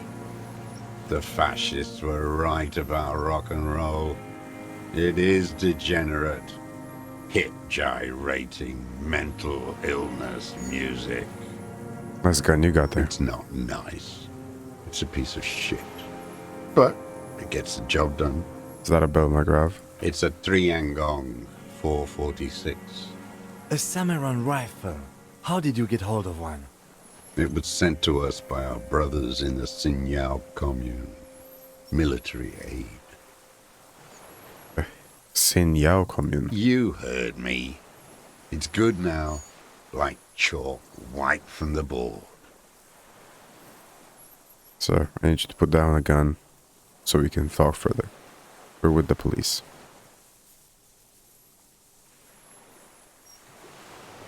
I'm with the police. You can keep the gun, but keep it down. Not one move. No. Put it down now, sir. Or you're gonna blow my brains out before you question me. To hell with it. It's a walking stick anyway. It's out of bullets. Like an amputated limb in the sand. Pick up the gun lying in the sand. His gaze follows your motions. The rifle feels surprisingly light in your hand. Frame stocked and patched in places with tape and wire. Inspect it closer. The rifle's in a shabby state, like a crutch that's seen too much travel. Hieroglyphs are embossed into the forearm, made of walnut. On the butt, you see Vespertine writing, burnt into the wood. Triangong, 4.46mm, made in Xinyao. This uses jacketed ammunition, 446. The right type and the right calibre. He's liking this. Hold the gun. The old man keeps following your motion with his gaze. His right arm twitches suddenly. Who are you? My name is Josef Lilianovich Dross, Political Commissar of the 114th Anti-Aircraft Division of the 4th Army of the Commune of Revachol. I am a deserter, a partisan, and a prisoner of war. This is my termless surrender. The commune of Revachol? Do you mean the ICM? You're a holdover from the... From the Insulindian Citizens Militia, the army of the revolution. I was recruited in Jamrock in 07, trained in the École de Contrôle Orient, and consigned to emergency defense duties in 08. I left my unit on the eve of the landing. When I returned here on May 14th, the commune had fallen. Still armed and ideologically trained, I wrote a criticism of myself and resumed partisan duties. How long have you been on this island? 43 years. No. I've been on other islands too. I was an resurrection until they turned it into a spa in 18. Then I was an E-48, a nameless sound, until the sea washed over it. Then I came back here. That was 22 years ago. Again, you've been hiding here for 43 years? 43 years and 10 months. That's steadfast. It's not how a human being should live. But I had to. I couldn't just forget. I couldn't just forget what I saw. He just couldn't. You couldn't give up? He nods. But he can now. What have you been doing during all this time? Hiding, fishing, waiting. Where the afternoon grows late, on Rue de Saint-Ghislain, People walk home. Street lights will soon be lit. Further inland, the streets are alive with workers, men, women, children, street hawks and migrant laborers. The temperature is steady. Alto cumulus clouds form above Precinct 41. 2 police officers step out of the Whirling in Rags cafeteria. Satellite officer Jean-Vic Mayer inspects a series of burnt black letters splashed across the plaza mosaic. Patrol officer Judith Minot points west. The fishing village. She glances at her watch. We meet in 15 minutes. It's a 10-minute walk. The officers go, leaving behind the writing, still smoldering. One day, it says, I will return to your side. Always waiting. For what? For her to return. Her who? Girl, child, revolution. Girl, child, revolution. Always.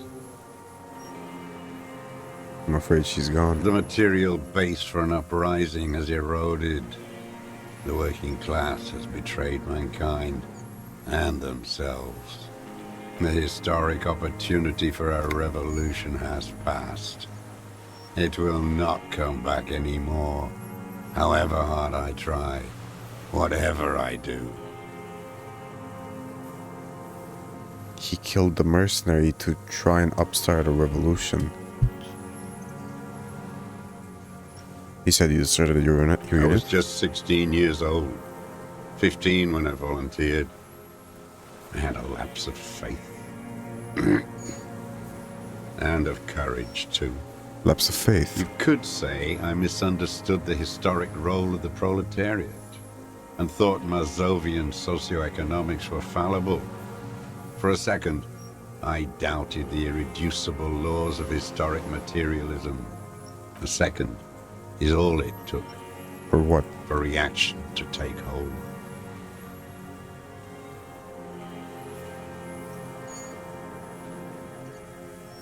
And when was this exactly? May the 13th, 08, 44 years ago.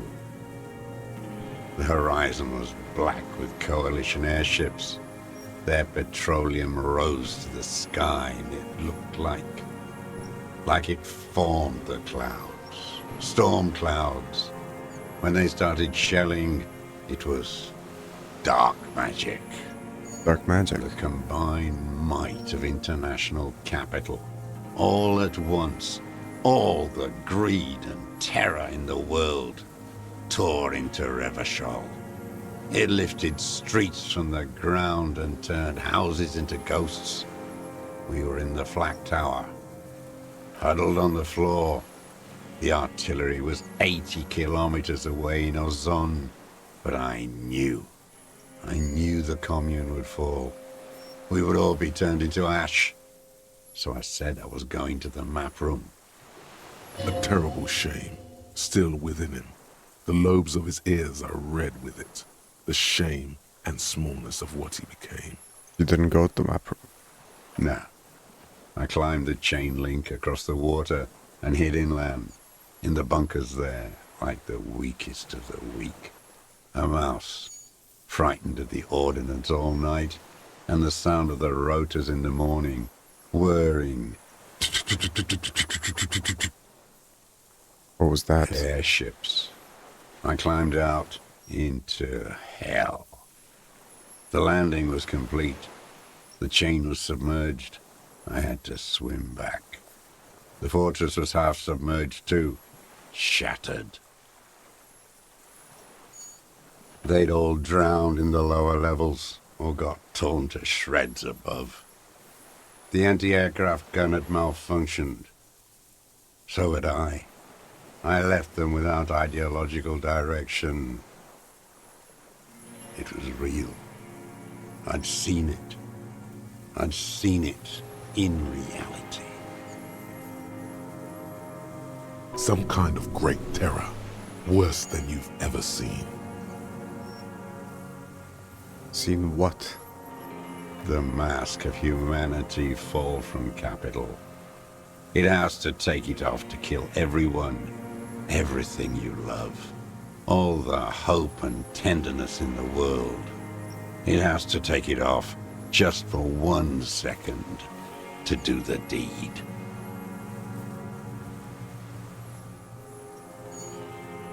And then you see it, as it strangles and beats your friends to death. The sweetest, most courageous people in the world. You see the fear and power in its eyes. Then you know that the bourgeois are not human.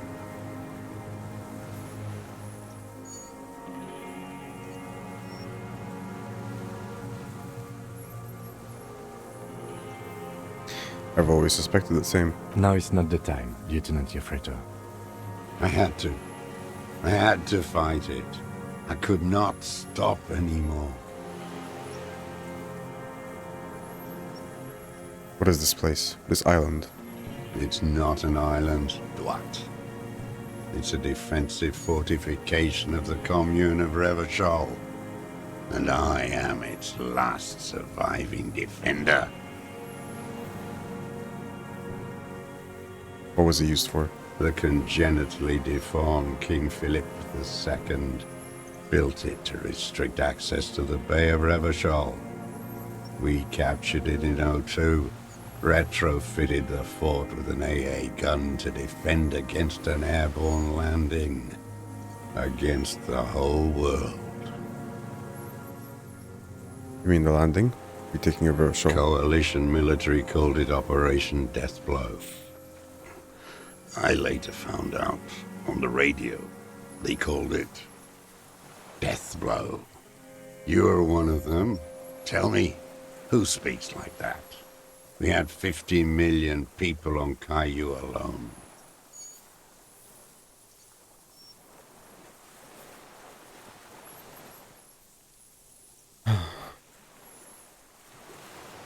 Someone who's come to end this madness. Iblis. Iblis? The black-eyed angel. How have you survived all this time? How does anyone survive? I steal. That's a choice. You could have become self-employed, create the system. You're insane and grotesque. Everyone steals. Vegetables, supplies. It's the life of a dog.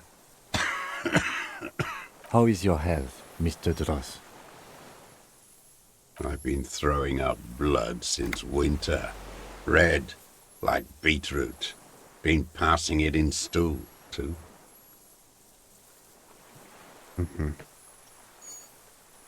The RCM can provide medical services. You need to be looked over. I need to die. You don't have medical facilities. You have guns. That's all they give you. Toy guns. You also have Druamine.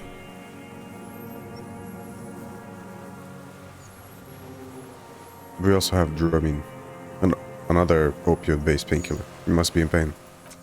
I have been running out of that stuff. There's no way he could manage the pain without them. It's safe to say he is addicted to painkillers by now. This is a serious situation. Need to be looked over, and we can do it. There's nothing to look over. The triage is in, and it's black. Administer morphine. Moribund. How have you coped mentally? I haven't. I have holes in my brain. Years missing. Others filled with pain only. A decade of... Of? I don't even know what. Inferno? Notice the lieutenant is about to say something. I would imagine it gets tremendously difficult, mentally, to live in isolation. Probably, yeah. Traitors. It's better alone. I watch the people of this city turn the lights back on, more and more each year. Ruins, glimmering in the dark, like a fucking merry-go-round. It's disgusting. Are they not heartbroken? How could they have moved on? How have you concealed yourself all these years? It was hard in the Thames. I didn't have partisan training. They were searching for stragglers, those bloodhounds. Floodlights on the water at night. There were posters, campaigns. We communards still hoped, and they needed to snuff that hope out. The East capitulated. Martinez and Cold City were turned to dust. But Jamrock, Forburg, even Coron, and Boogie Street, of course. Those fucking kips had Marsov coursing through their veins. And others too. Some cordons of Revachol was still fighting. There were cells. I tried to contact them. Soon they all went silent. The frequency's dead. How'd you get between here and the mainland? At night, I used a dinghy. I only went after dark then. When I got to the city, I stayed underground. Patrols, you lot, the commons too. They'd started snitching. In the city, you move underground? From bunker to bunker. Not anymore. No one cares now. I don't even have to hide. They think I'm another antisocial vagrant. I could walk straight into that town if I wanted. I just... Weapons cache under Saint Lane 22B in the basement. Have you been there? So you finally found it. There must have been a small squadron's worth of arms in there. Elmer Graves, right? They were damaged beyond use. I know. So you've been there? Sleeping. Some nights. Ammo scrounging on others. Those McGraves were shit, even before they corroded. Some had bullets in the chamber, however. There's a small bunker under the field building. Have you stayed there? The propaganda bunker. I used to, but not anymore. Propaganda bunker? They stored leaflets there. Broadcasting equipment, too. Made broadcasts, I think. Propaganda officers. I buried them with their leaflets. They killed themselves. 2 young boys. Killed themselves. A lot of our boys did. I spent some winters there. Never liked it. Kept thinking of them. No need to go underground anymore. It's better in the ruins, on the ground. One more question. Do you smoke? Do you Motiri cigarettes? I do. Ever smoke them on the mainland? They're good. Plenty of tar. I like that boy on the pack, too. Reminds me of the last century. Tell me another thing. The old man looks across the water, at the city, the ruins, the motorways rising above it. You said this was a termless surrender. You're with the RCM, the coalition-appointed mob that enforces bourgeois morals in Revachol.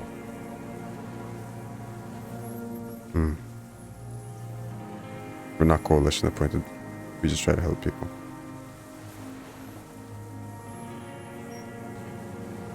I know what it looks like, but I have a secret plan to turn the Arsenal into Azovians. We're with the Arsenal. Let's leave it at that. Let's. You represent the Moralist International, the enemies of humanity who took this city. I represent their adversary, le Parti Communiste dans le Monde. Take me to them as a prisoner of war. I have relinquished my weapon. I can no longer serve. No superiors can relieve me of my duty. You bulldoze them all to a mass grave for trying to free humanity.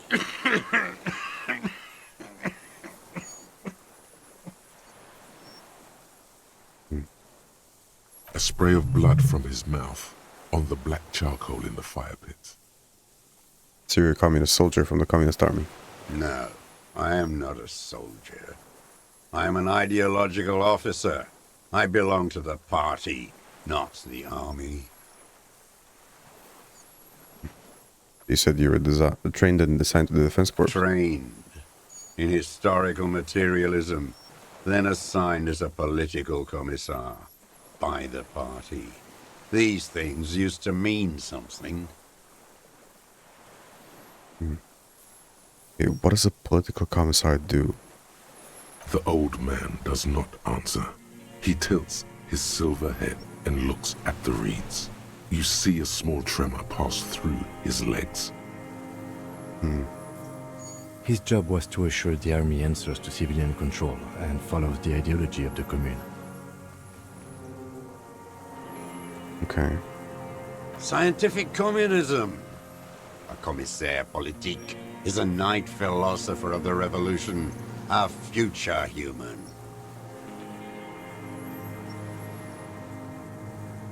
He was like a cleric, a shepherd.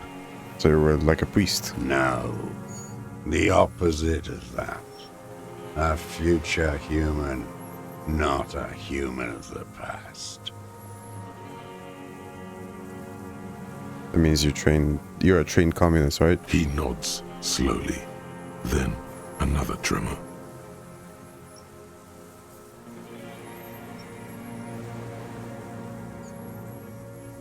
I'm not really into politics myself. You're a inert lumpen with a gun.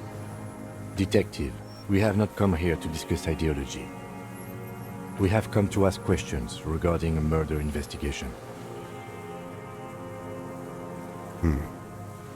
The old man spits into the fire pit. He does not say anything more. A jitter passes his lower body. I have another serious question for you. There's nothing serious in this world. It's a farce. What have you been using this gun for? I've used it for killing people. Here we go. A trail of blood.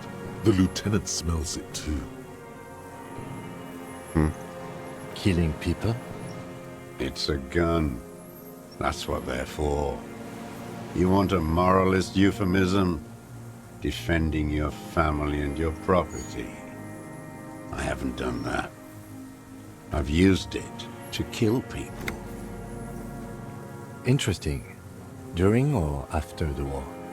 There is no after the war. Class war is never over. Be careful now. Slow and steady does it. Make him repeat it first. Don't mess this up. Remember, he wants to tell you. Get personal. So you're saying you killed people after active fighting stopped? What did I just say? Oh no, you were wrong. Don't listen to your hands, for God's sake. You're too close. Did you use the gun to shoot and kill a colonel of security contractor colonel? The who now? He heard you. He just wants to hear you say it. You're in.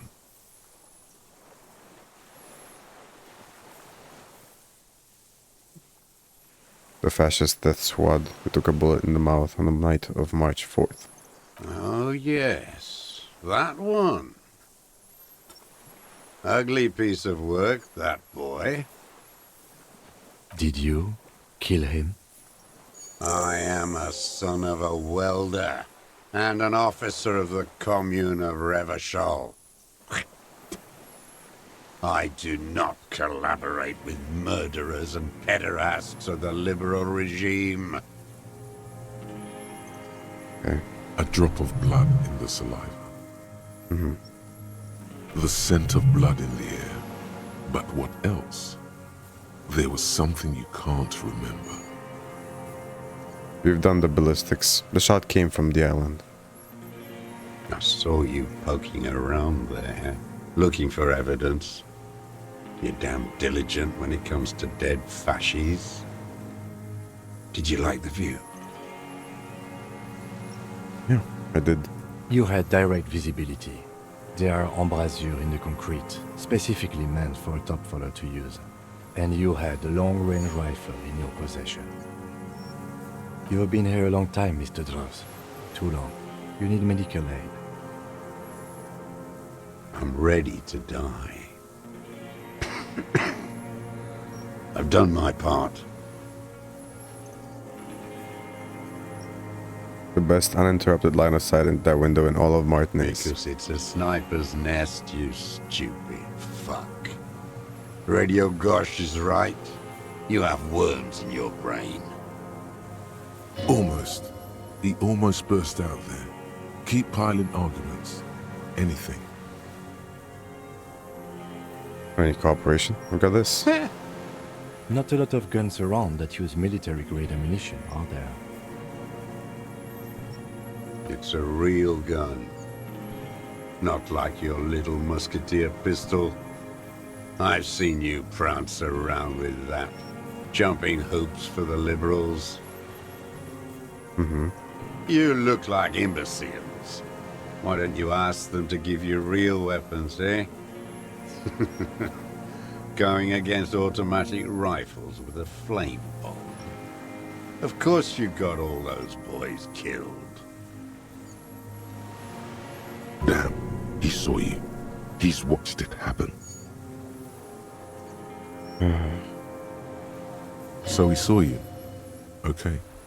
So what? Don't let it divert you. Stop changing the subject. We have the murder weapon. You know what? You're right. I'm convinced this made the shot. Should we call it?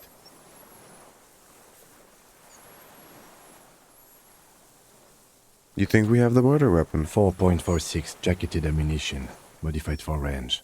We have it. This is it. I'm calling it. We have the murder weapon. This feels good, doesn't it? Tearing things up like this. When you have the murder weapon, you have the killer. Murder. Like a marionette on some invisible string. This pushed him, but not enough. Just a little more. Oh, what am I forgetting? Wait, here it comes. The goddamn Maybells. The dried Maybells on Clausia's roof. Exactly. Oh, yes. There were Maybells in the grass when you got here. They're revolutionary symbols from the war. Mm-hmm. Nowhere else, nowhere in all of Martinaise have you seen them this spring. Wait, don't forget the footprints. The diagonal prints in the dust in the secret space behind Clausia's bedroom. Now, they're gonna come up. Of course. Thank you, Head. Thank you. You got it. Remember, the boot prints were like no modern soul. I wonder what brand of boots you're wearing. Everything is brands with you individualists. Who cares what brand my shoes are? Sansa? Some shit. Show me the soles, please, Mr. Dross. Fucking imbecile. The maker is called Sensorique, and the size is 42 to 44. The size fits, but not the sole. Right. Maybe it's simpler than that. Sire, he doesn't have to be wearing them right now. People change shoes. Doesn't mean you weren't there, near the room the victim died in, sneaking around. Racking those brains, are you? Desperate to report something back to your masters? They must have really loved that dead fuck.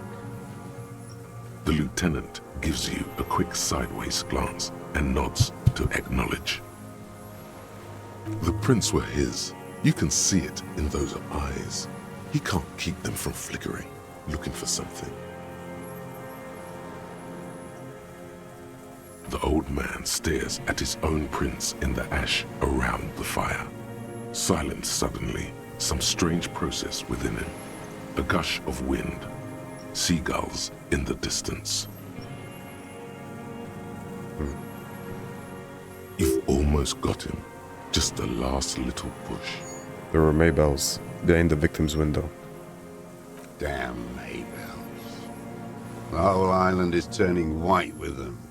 He seems tender suddenly, nostalgic even. A strange mood swing. So many this year, too. The spring is coming. No, it's already here. Wash the filth away. I haven't seen these flowers anywhere else in Martinez. Only here. They blossom on the islets before. We fertilize them with our blood. Resurrection was snow white in May, before they ruined it. South, the Bay of Martinez is dotted with little freckles of islets, turning green, with white flowers in white snow. The coast, too, before they piled their containers on top of it, filled with broken, useless trash for fat-fingered bourgeois children to play with. You must get around a lot to stay undetected all these years. Do you know any secret paths? Pinball workshops? I may. The young woman named Clasier. Ring any bells? These red flowers were behind her window. Clasier. You know her, right? She had intimate relations with the victim, the mercenary. With the victim?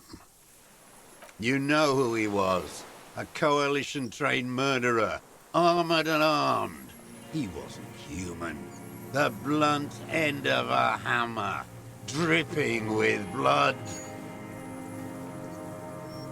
He was a killer, but he was still under the protection of the law. Beating us to the ground. Moaning with joy. You hounds get so thorough when a company-trained killer dies. I haven't seen you on this coast for 40 years. You know, maybe I should have killed one sooner. Got your attention. Now you stop eating druggies and prostitutes in your basement. Now you come to investigate. Not when they die by the hundreds.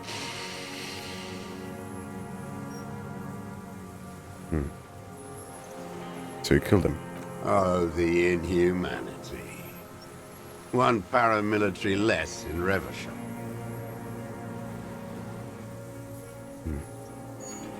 The lieutenant raises his right arm to hush you.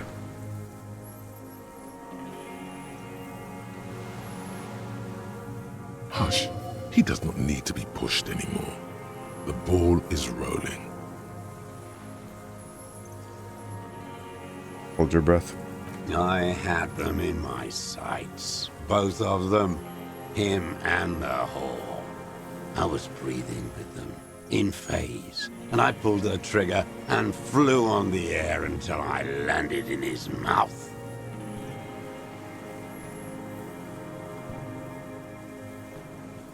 I didn't think I had a shot like that in me anymore. I did.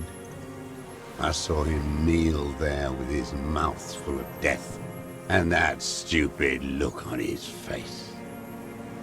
And his dick still in her. Then what? Nothing. I went to sleep. Next morning there were Maybells everywhere. The world was white, or what's left of it anyway. My last spring here. I knew the fascists would come to avenge their own. And so they did. Mr. Dross, are you aware you're confessing to murder?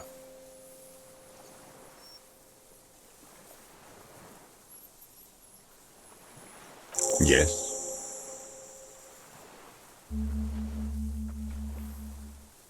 And you were looking at them, the victim and a young woman, having sex, through the scope of your rifle that night, before you shot him? The old man nods. Why? Because that's what they were doing. I don't understand. Do you, detective? I don't understand this part. Why were you looking at them that night? I'm always looking. Are you always looking through the scope of a rifle? I'm just trying to understand. A rifle's scope has the best magnification. Helps him see all the shit. And if you don't like it, It's part of the shit, you see. then you pull the trigger? Yes. Think of it as a form of critique. Well, specifically, did you not like... What specifically did you not like about what you saw that night of the murder? Them fucking. I didn't like that. So you were jealous. Jealousy is a reactionary concept. I didn't like the Reaver enjoying himself. Drugged out, soothed in the arms of a young woman. I wanted him to die so he could not enjoy life anymore.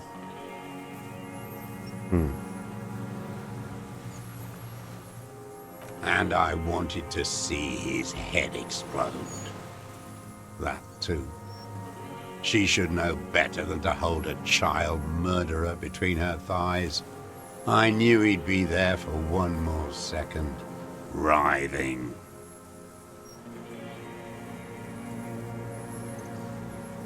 That's all it takes for the bullet to reach his head. Now that I think of it, I wasn't aiming for his mouth. I wanted his brains to spill out on her. But you can't have everything.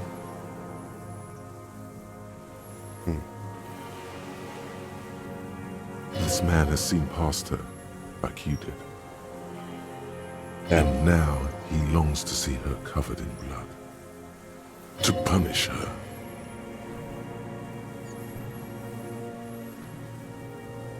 How long had you been watching her? Since she came to Martinez. I saw her sneaking in the reeds early in the morning, behind the Fell building. It was dark, still winter. She didn't have her skimpy outfit on then, just a spot in the night, moving. Past the Fell building on the coast? What was she doing there? The documents. Hiding something in the water. She had a fag after she'd done it. I was up in the ruins there. She couldn't see me, but I could see her, smoking. She was nervous, but not scared. And beautiful. Beautiful. That, too. How could you see what she looked like? You said it was dark. The sun came up. Her hair was like cobwebs. She smoked more fags and snorted a line of whatever shit she was on, right there. She needed it just to move. What do you think she hid there? Her passport and tickets to Villiers. And from there to Cachet Brut. This is the hidden buoy she told us about. Looked into it? After she was gone. Did you keep what was in it? When we found the submersible, it was empty. No. Why would I do that? I didn't need tickets to Villiers. I put them back. If I wanted to extort someone, I'd do better. Are you sure? We checked. There was nothing in there. Why would I need that trash? I'm not going to Villiers. Moving on. Did you continue watching her after this? I did. She had a face like an archipelago with those birthmarks. And a body hard and lean and bruised all over. Black and yellow. I could see she's taken a beating. I could see who she was, too. A spook. On the run. Revachol's the cloaca of capital now. All the bagmen and arms dealers end up here to do drugs and have sex like animals. You could tell she was a spook from the documents? She had different color hair on the photo, and glasses. Forged. Some sordid bourgeois affair. I've heard about this kind of thing on the radio. How did you see all this? The bruises that she was beaten. I'm not blind, am I? How does he know about the minute details about her body? It quickly comes to you. Her bruises on her body, any chance you seen them through a hole in the wall? Oh, yes. cutting those drugs of hers into little lines with a knife, masturbating. Everything in him fills with impossible longing, all at once. Did you make that hole? With a clip point knife. Good for listening in, too, for hearing the moaning and the snorts. You ever see her through a window on a roof? Like that, too. Yes. Bending like a bow against the glass. You ever been through the secret route behind the whirling rags? Those are your footprints there. You just changed your shoes. I've been through all of Martinez. Every nook and cranny. And that too. Yes, that too. The things they did in that little room. What she'd do to feel good. Funny the way light works. You turn it on inside, and it gets so dark out, you can't see a man looking in. I learned that in the 20s, when they were still hunting me. I've seen people do some shit, but... You hear the familiar scribble of the lieutenant's pen. A quick glance at you. One more loose end down. We're doing this, detective. How did you get in there? The hidden pinball workshop. I can just walk in there now after a good wash. I told you, they think I'm an antisocial. Closing hour is a good time. The kitchen's empty. You had to open the steel door in the kitchen? How? I got that open a long time ago. Some bourgeois game merchant lived there. I don't know, 15 years ago. He left spare keys all over, and I took one. Then I saw her turn the light on one night in my scope. Andy found use for it. A spare key, like the one hanging behind the Union Box window.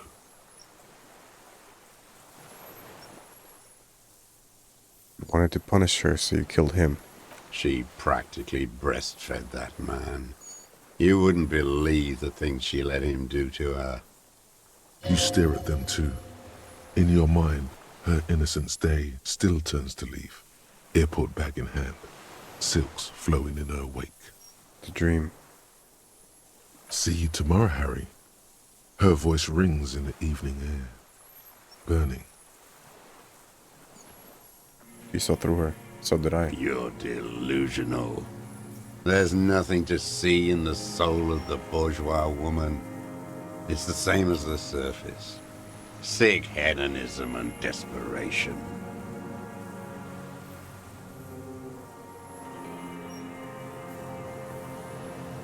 You did deserve a good punishing.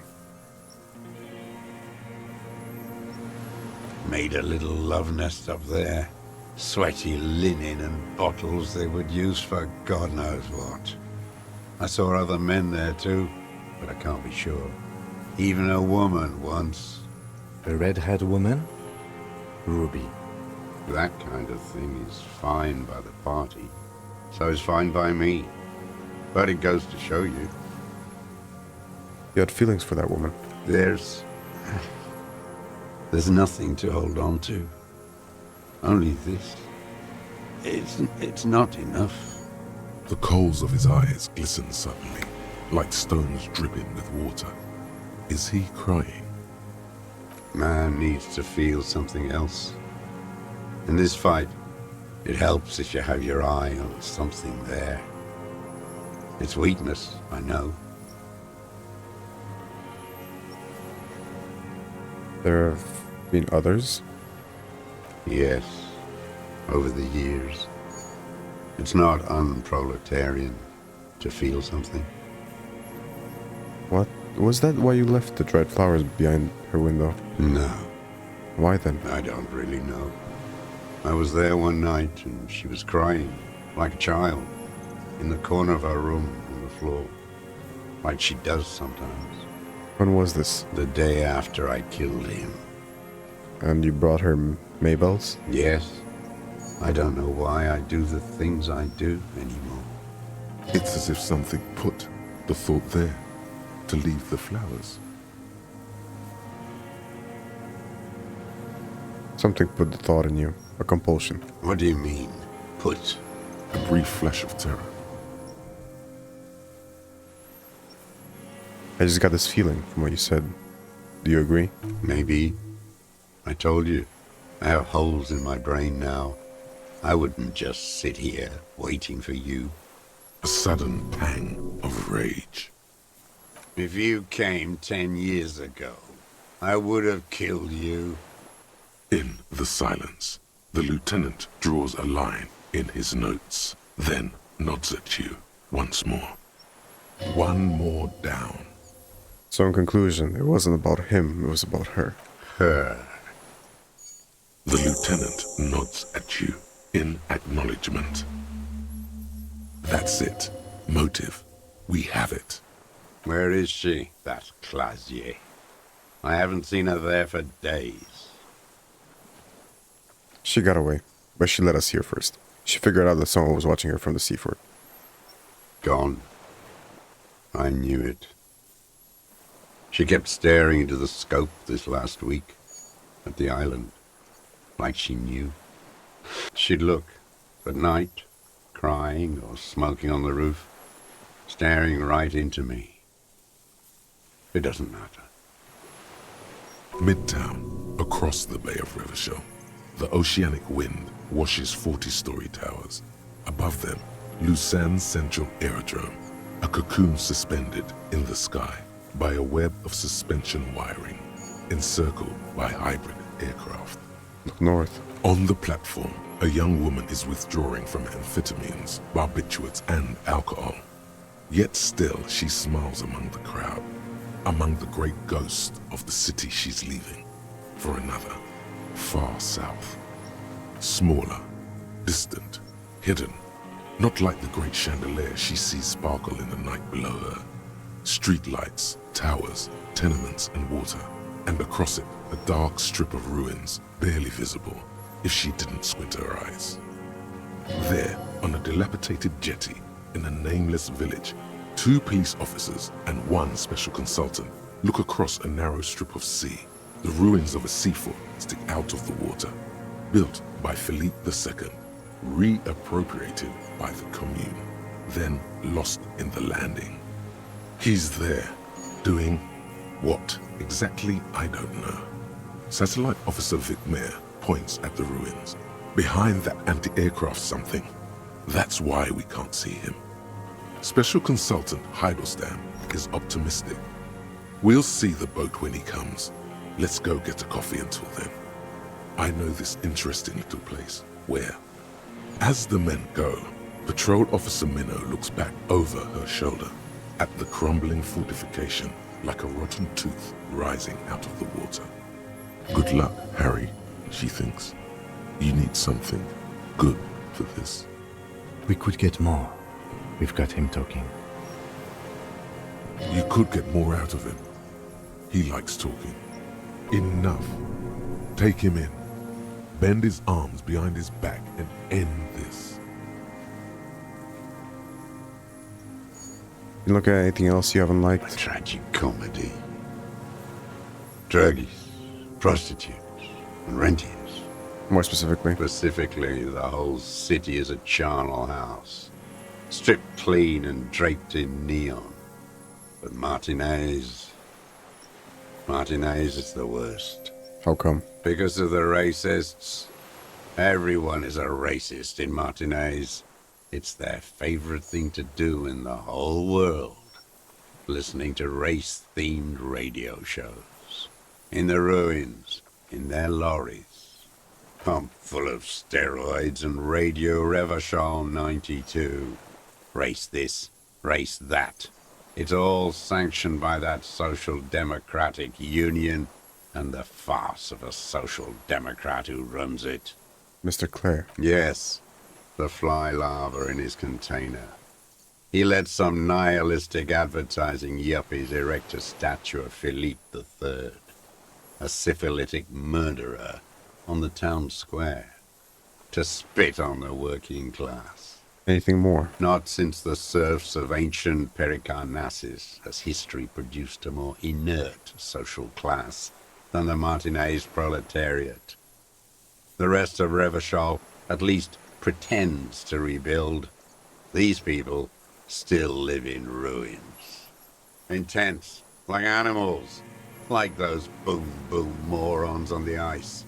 A pity they didn't drown in that tent of theirs.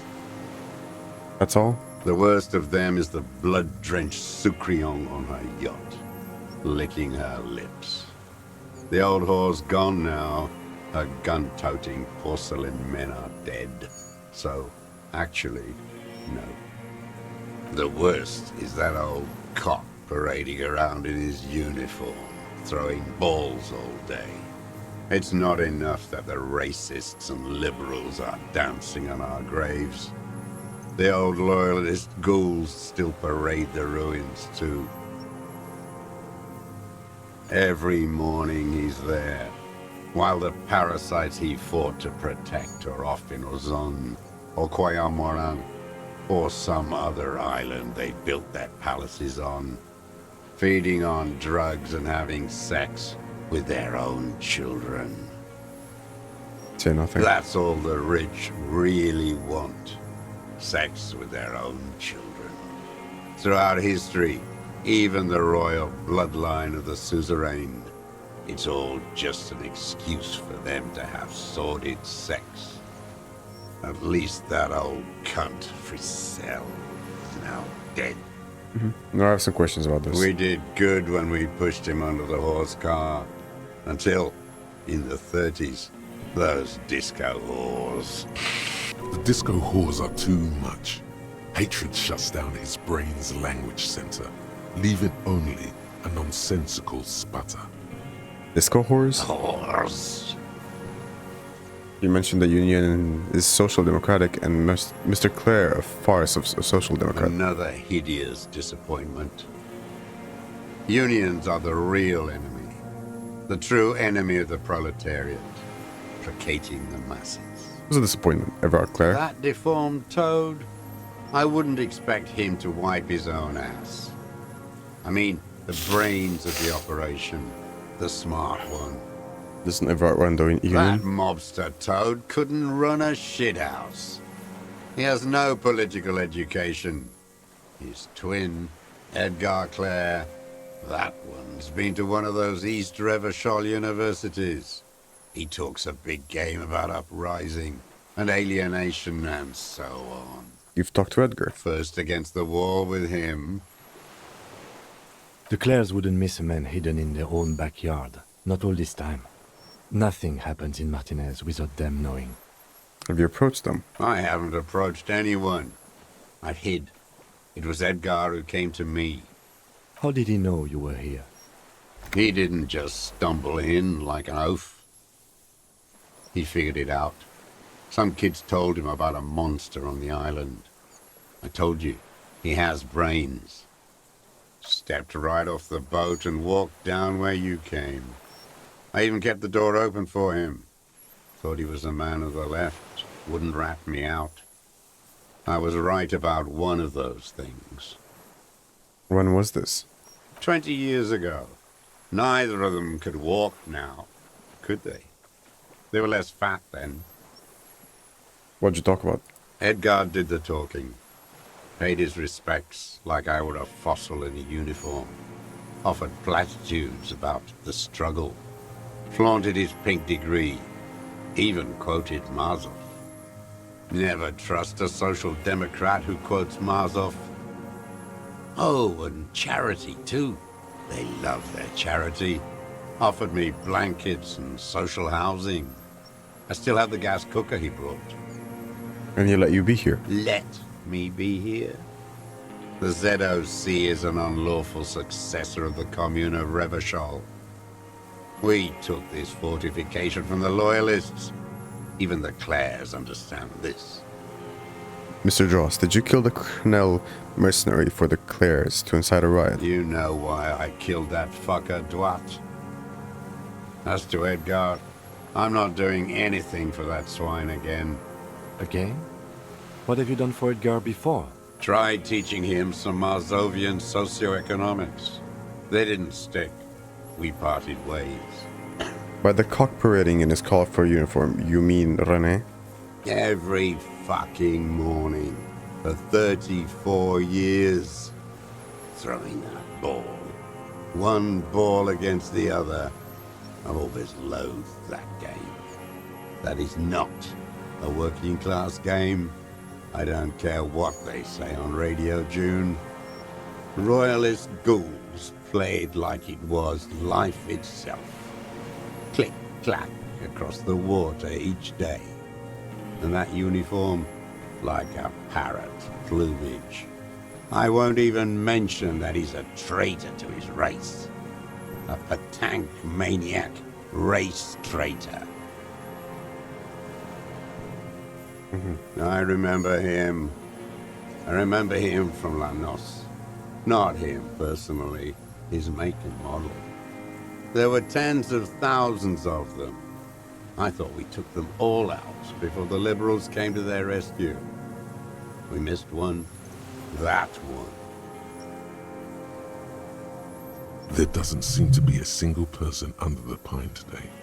There's no one there. Fat and plump, like a pheasant. Just begging to be popped off. Please, Mr. Dross, shoot me. He whispers with such predatory hunger. It borders on longing. You'd like to kill him? Not yet. I like to look at him strut around, place the crosshair on his medals, right on his face, and just fiddle the trigger. Think about it. Let the bomb melt in my mouth. Save the treat for later? He is a juicy bonbon, that one. A real treat for the black day, the blackest. When I put that gun in my own mouth, I think, no, don't waste it. Put this lead in that cock, René. For the boys he killed. And then I look at him throw those balls, and I suddenly feel better.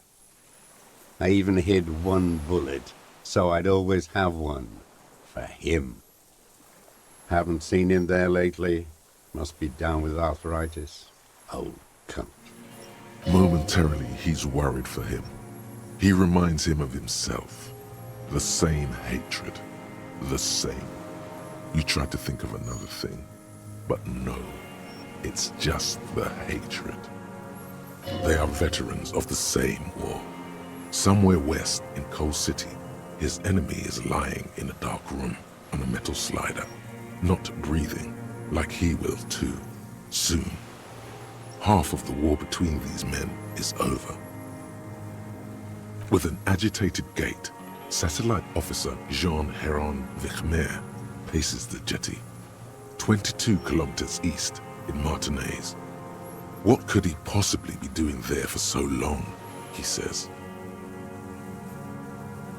Police work? Patrol Officer Judith Minot replies, with a tinge of hope in her voice.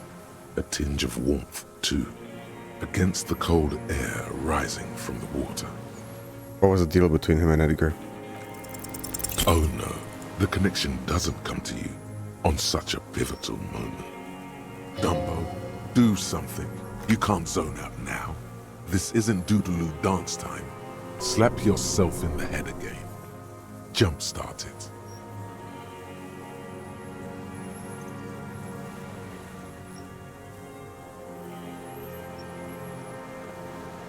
Wait, it was about meeting Edgar and a deal? My God, we are on the edge, in the very end, and you can't even remember what you're trying to connect. Something with the union boss. Officer, Mr. Dross, about this deal you made with Edgar. The death of the colonel mercenary was only coincidentally beneficial to the Clares. But what about the other people you've killed for them? Other people? Like the previous 4 women of the Union. That's it. That's what you weren't connecting yourself. I didn't fight 40 years to end up an informant for the international regime.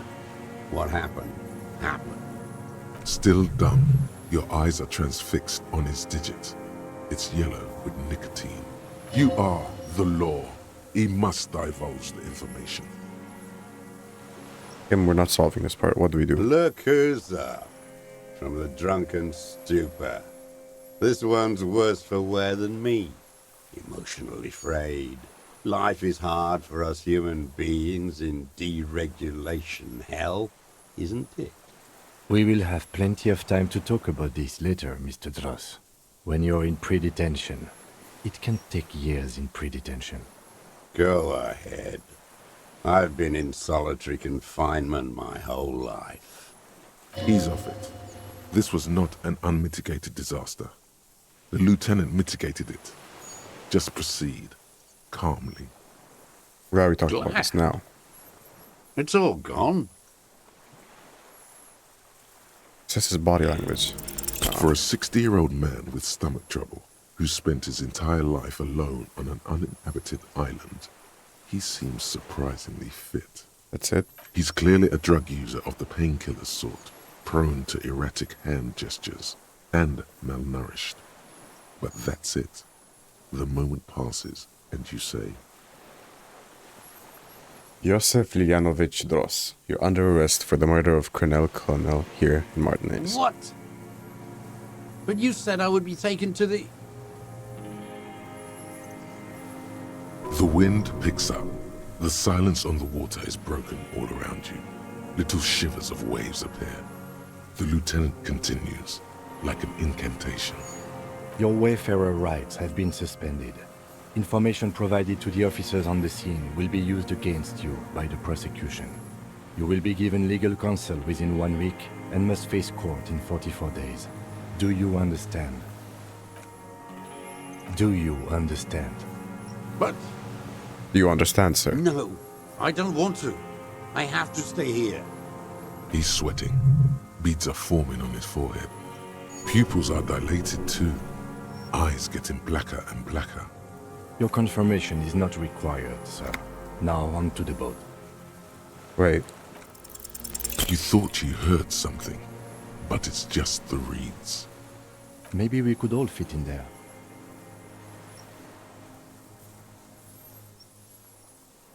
Does it have room for 3? Not really. We could escort him to the pier, then either one of us can take him inland while the other stays here, but... There's something you're not getting here that he's realizing. But what? Who watches over him there while I come back for you?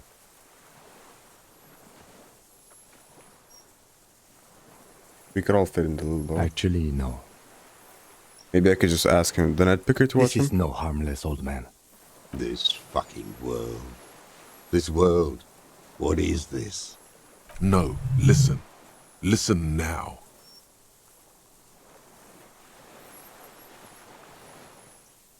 You could come back for me once you've taken him to the precinct. No, it would take a whole day on this island. You go and transport the prisoner. I'll be here.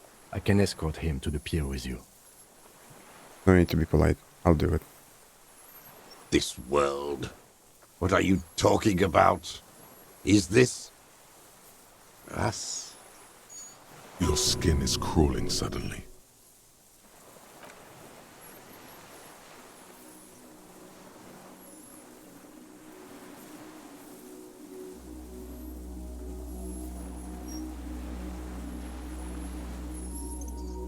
That's the Insulindian phasmid, right?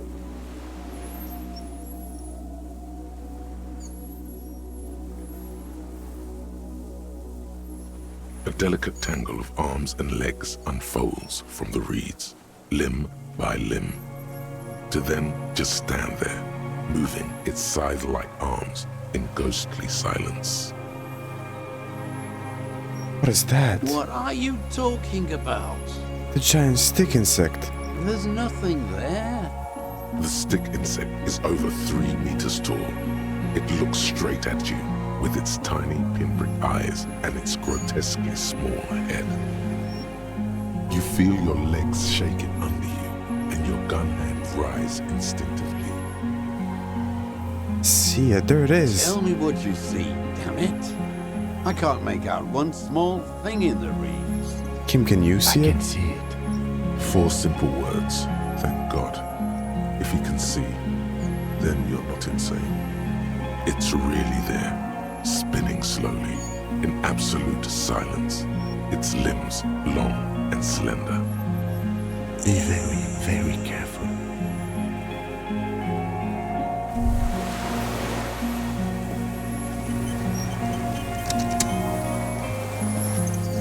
The creature stands on long stilt-like legs, antennae hanging from its head like a woman's hair, white and curled at the tips.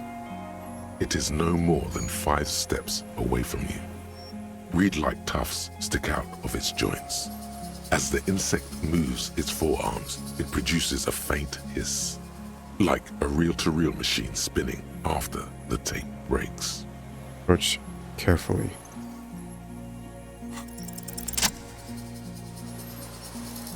Slowly, with your breath held, you take 2 small steps toward the phasmid.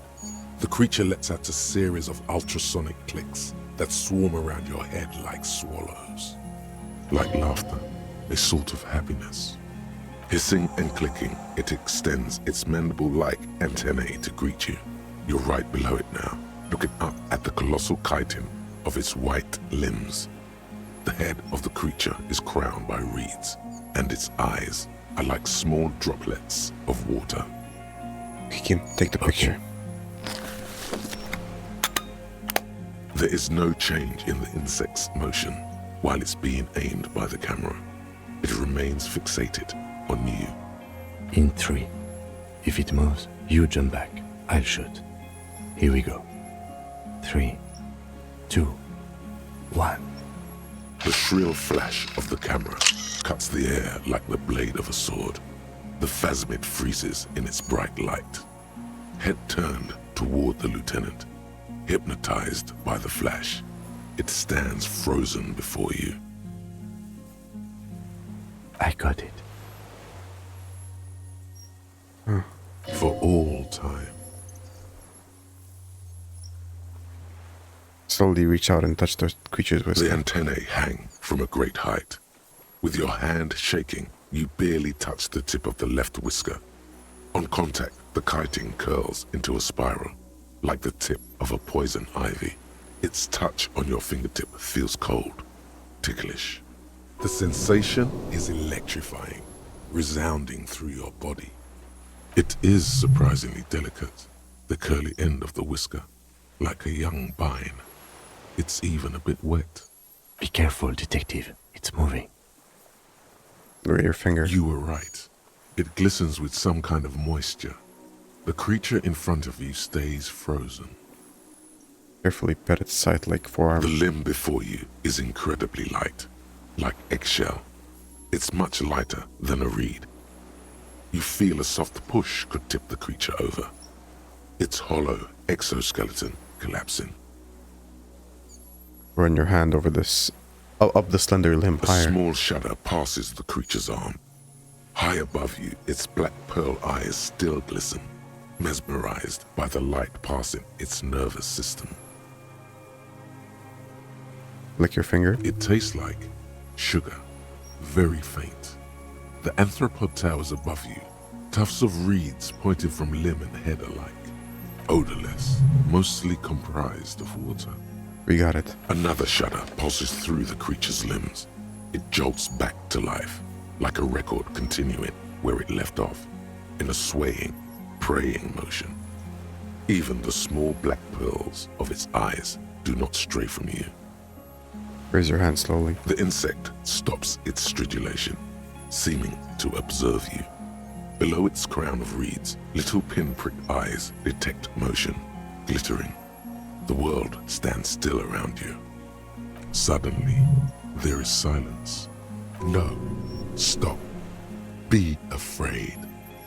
Raise the other hand too. As you do, the invertebrate comes to life, its limbs moving independent of each other, as if each has a mind of its own. They are white, like stalks of porcelain, knitting above you. Shifting around in the reeds around it, in the muddy water, you notice some of its hind legs apparently standing on the water from time to time. It's that light. Hello, I'm Harry. I don't really know who I am. No reply. A total ancient silence comes from its mouth, along with what appears to be some kind of foam.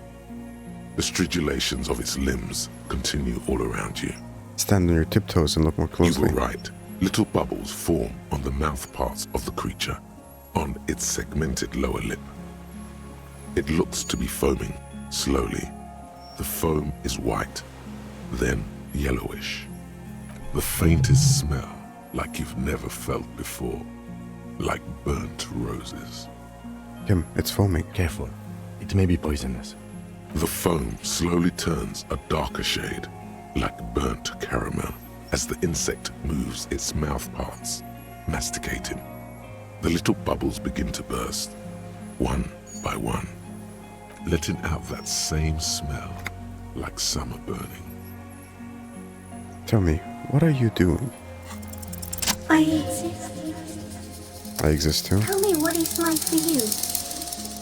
It's wunderbar. I'm ill. What is your illness? Well, in my head, I'm insane. That's how it is for me. In my heart, for me, it's sadness. Input after For input. me, it is not like that. I have states, not the emotions. For example, I experience excitement at unexpected sugar rewards. But that is not important. Now I will tell you how it is for me. For me, it is a series of half-lit images, a kind of darkness, being intruded upon, transient, dim, moist, Intruded upon by what? shapes of plants and animals, and internal sensations, a swarm of sounds, tiny vibrations on the inside of my forearms, all speak of complexities totally beyond my understanding. I am at the end of a narrow funnel, weightless, so light, it only feels like something to be me. In truth, perhaps I'm nothing. I certainly do not have a soul, and if I did, it would never ache. I'm glad to be me, an incredibly sensitive instrument. Few of us can begin to imagine the horror of you, with all of creation reflected in your forebrain. It must be like the highest of hells, a kaleidoscope of fire and writhing glass.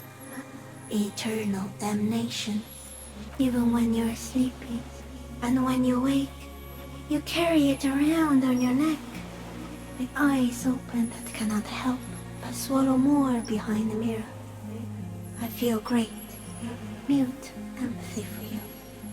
It was very disorienting at first, but I'm keeping my shit together. That must be incredibly hard. The Arthropods are in silent and meaningless awe of you. Know that we're watching.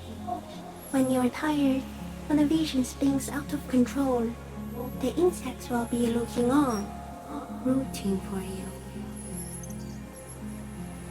And when you fall, we will come to raise you up. Bud from you, banner-like, blossom from you and carry you apart in a sky funeral, in honor of your passing. But not me, because I'm just a leaf eater.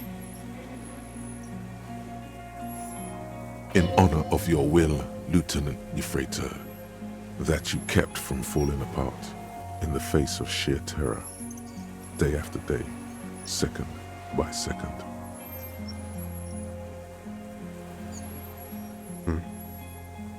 Detective. Arriving.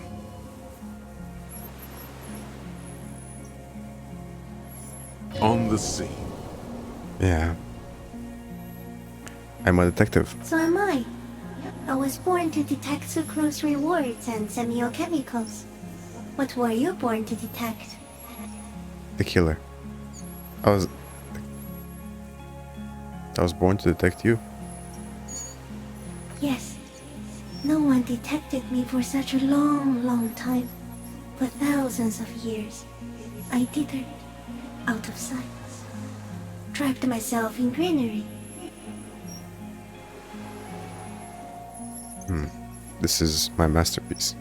No one believed I exist. Almost no one. Until you came, detective. Dripping of blood that smells like strawberries. Across the calm sea, the first in 1,000 years.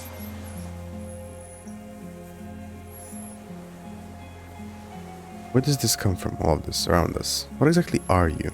I am an unknown species of the order Phantasmadia, endemic to the Insulindia Isoma.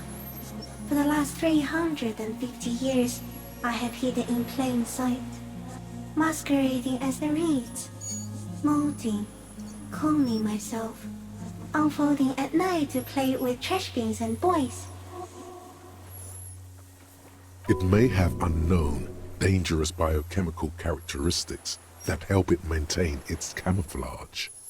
I went unnoticed by the first settlers and the land surveyors of the suzerain. Also, by the soldiers of the revolution and the officials of the occupation. Even the Seminese islanders who came here first, but did not stay, have not seen me. I have stayed hidden through 4 forms of government and 2 scientific revolutions, until I was accidentally discovered by a detective of the citizen militia in Revershaw, district of Martinez, March 51. Are you the miracle? No. You are the miracle. How? The moral of our encounter is, I am a relatively medium life form, while you are extreme, all-engulfing madness. A volatile simian nervous system, ominously new to the planet. The Pale too came with you. No one remembers it before you. The Nidarians do not. The radially symmetrics do not. There is an almost unanimous agreement between the birds and the plants that you are going to destroy us all. What is the Pale? It is a nervous shadow cast into the world by you, eating away at reality. A great, unnatural territory. Its advent coincides with the arrival of the human mind. I don't have that kind of power. You're a violent and irrepressible miracle. The vacuum of cosmos and the stars burning in it are afraid of you. Give me enough time, you will wipe us all out and replace us with nothing. Just by accident. Oh. We suspect it will be something like the oxygen holocaust that wiped out anaerobic life 2.6 billion years ago, when organisms first started breathing. Only much worse. Worse how? Everything your eyes touch goes back there, behind the nose mirror. What if you blink? Are we still here? Please don't blink. What if he misplaces us all one day, or just forget? I will be extra careful not to blink, stick insect. Don't worry. Please be. Or one day, one of you will close your eyes and sigh, and open them to see that none of this ever existed. Kim, am I having a violent epileptic seizure? It doesn't look like that, no. What does it look like? You're just staring at it. Then I'm thinking I'm having a vision of the final fate of mankind. Okay. Is it somehow related to the case? No, I told you what it's about. Our fate.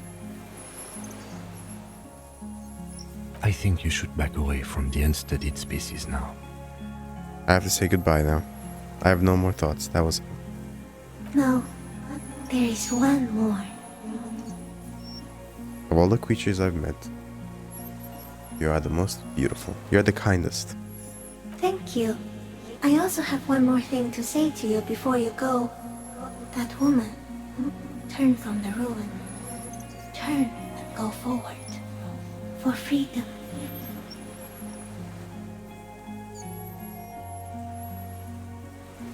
What woman? You cannot lie to me. Behind you, it smells of fires. So awfully far you were prepared to go in her presence. And it. I will. She was hell on earth. It doesn't take a 3-meter stick insect to tell you that. Disengage slowly. As you're turning away, the phasmid mirrors your movements, stepping on the water, the long limbs carrying its feather weight without breaking its surface.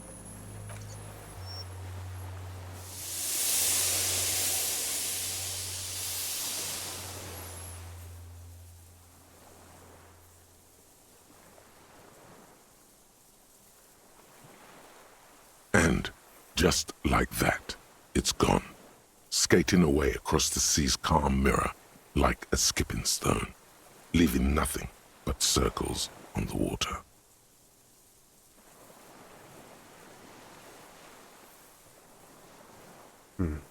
And something under it, in the place it stood, bobbing there, among the reeds, a collection of items. What collection of items? It's gone.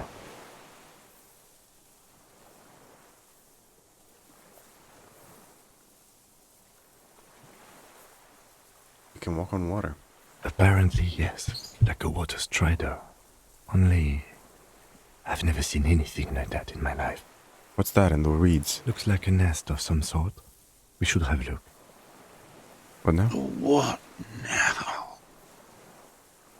In some kind of strange, semi-catatonic state. Our suspect is not looking so good. We need to check on him.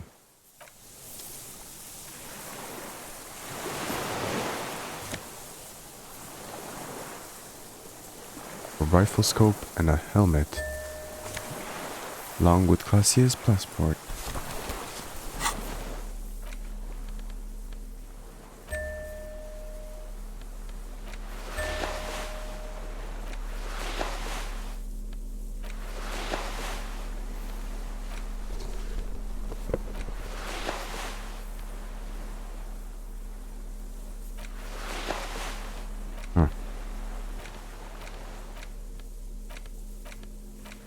This passport, issued by the Sovereign Republic of Oranje, is issued to a black-haired woman called Katarzyna Alazie.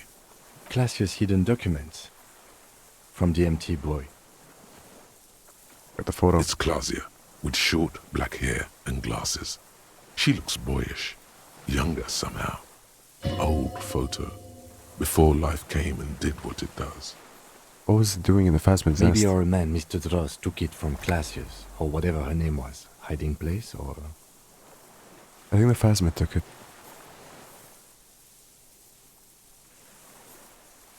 I think the Phasmid took it, and I sensed it do so. Saw something up on the boy with spindly legs. Like a magpie? What a coincidence. Then it would also have collected the other objects, which would be highly unusual. I can see how the helmet could wash up on the island. And the scope. Maybe Mr. Dross lost it.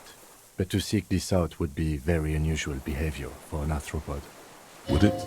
Maybe it was simply curious. Perhaps it was curious, like an octopus. An octopus belongs to a very different class. It's not even an insect, it's a mollusk.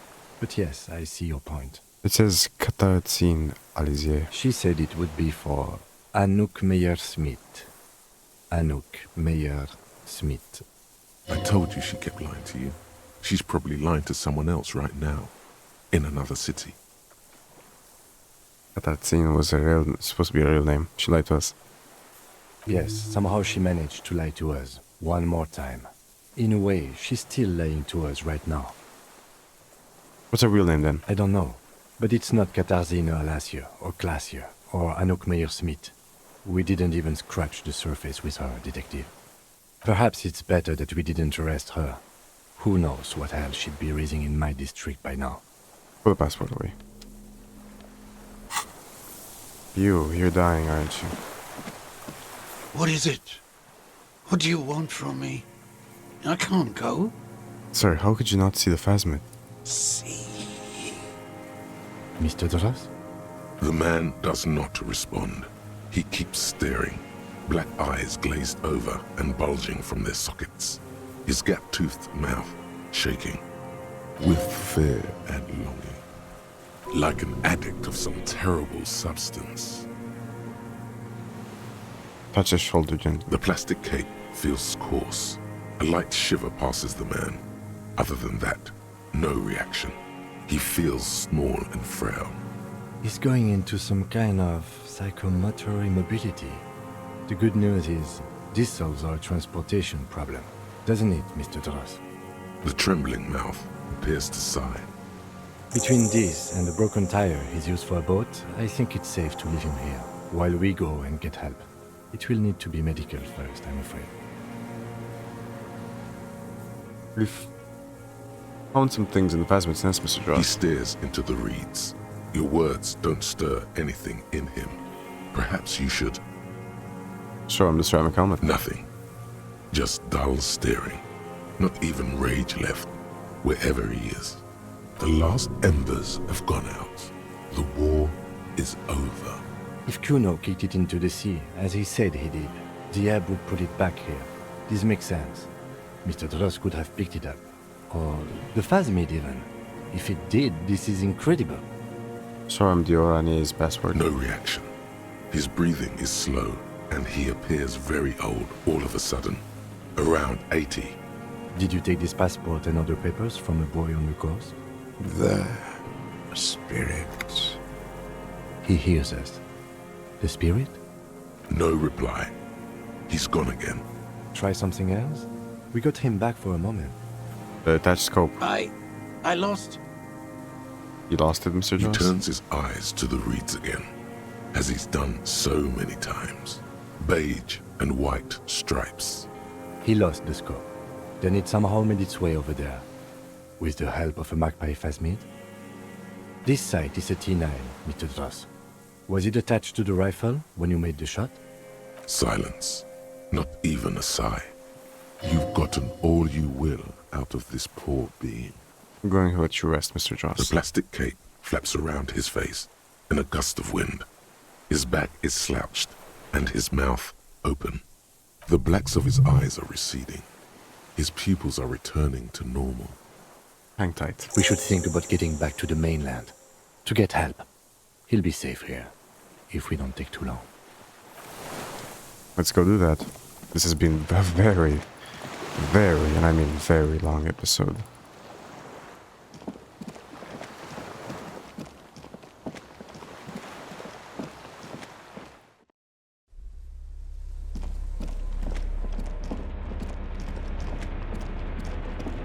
But I'm not complaining. I've played so much of this and I love it. So many skill points that I could have used, that I could be using, but I'm not going to. There's no more point in it. What's done is done. Getting every single little bit of text out of this game is not my goal. It is to play it how I would. The skiff is swaying on the waves, but Return. We are done here. the skiff rocks gently under your weight as you get in. The ride back is uneventful and quiet.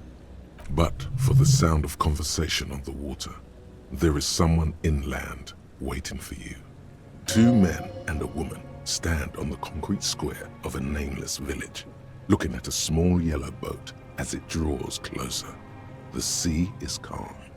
You reach the jetty and climb out of the skiff.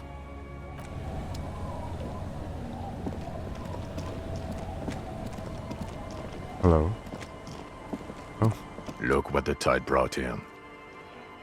Hello, Jean. Vicamar.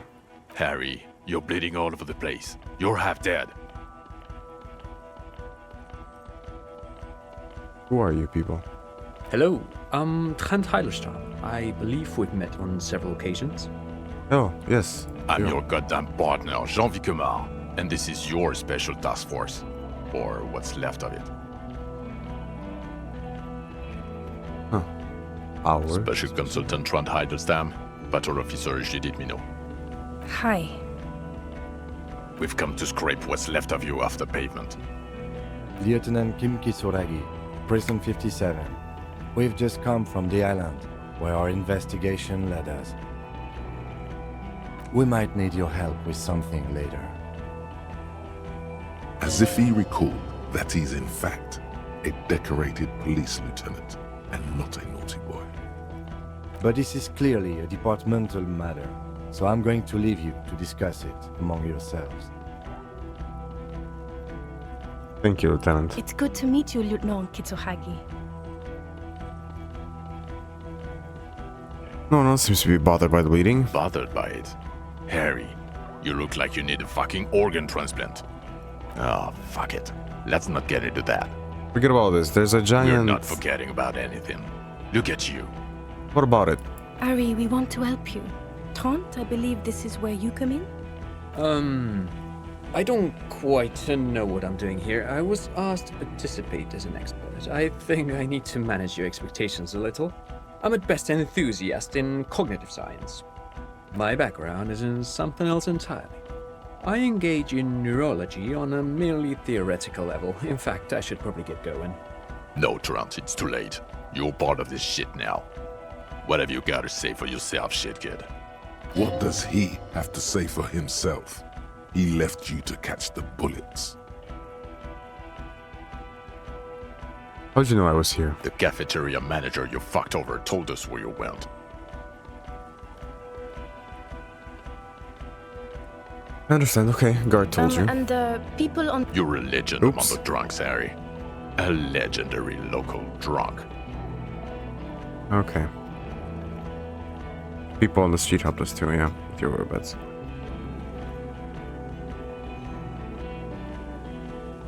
So Trant Hiddleston. Turns out to be Special Consultant Trant Hiddleston.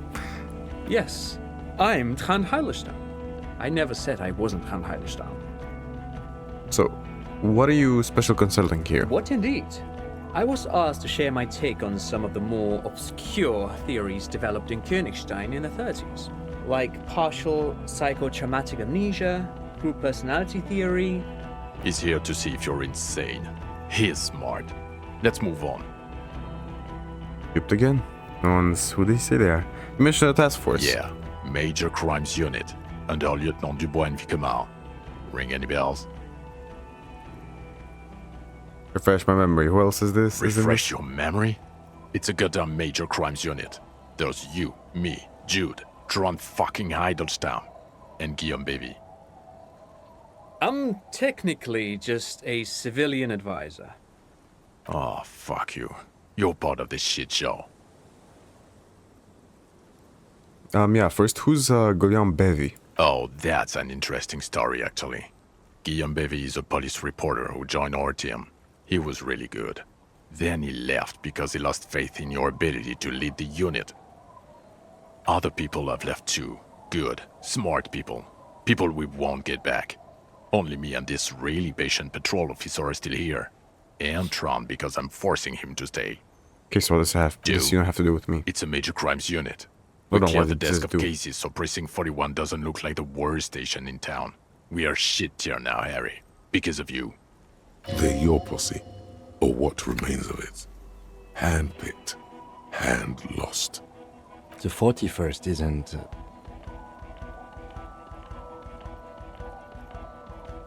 Where have you been all this time? There was a mercenary tribunal. God damn it, Harry. You told us to fuck off.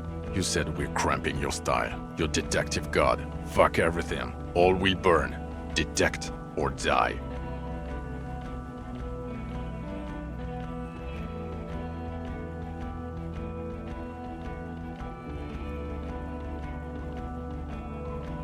Wait, so you let me face a squad of trained killers alone just to teach me a lesson?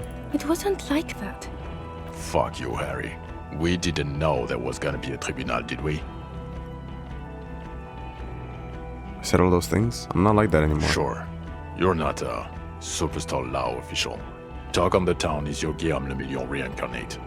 I know this shit. Nothing has changed. No, this is ringing any bells. The bells aren't ringing because you have brain damage. Trant, this is where you come in. How bad is it? Well, he doesn't have visible tremors, he talks without slurring, he can drive a boat, he's standing, reasoning. All good signs, but complete retrograde amnesia, episodic and semantic. As displayed in the station call, our interactions with him, and I don't want to be a snitch, but also mine with him before when Harry did not seem to know who I was. It's all very interesting. Interesting? Yes, interesting.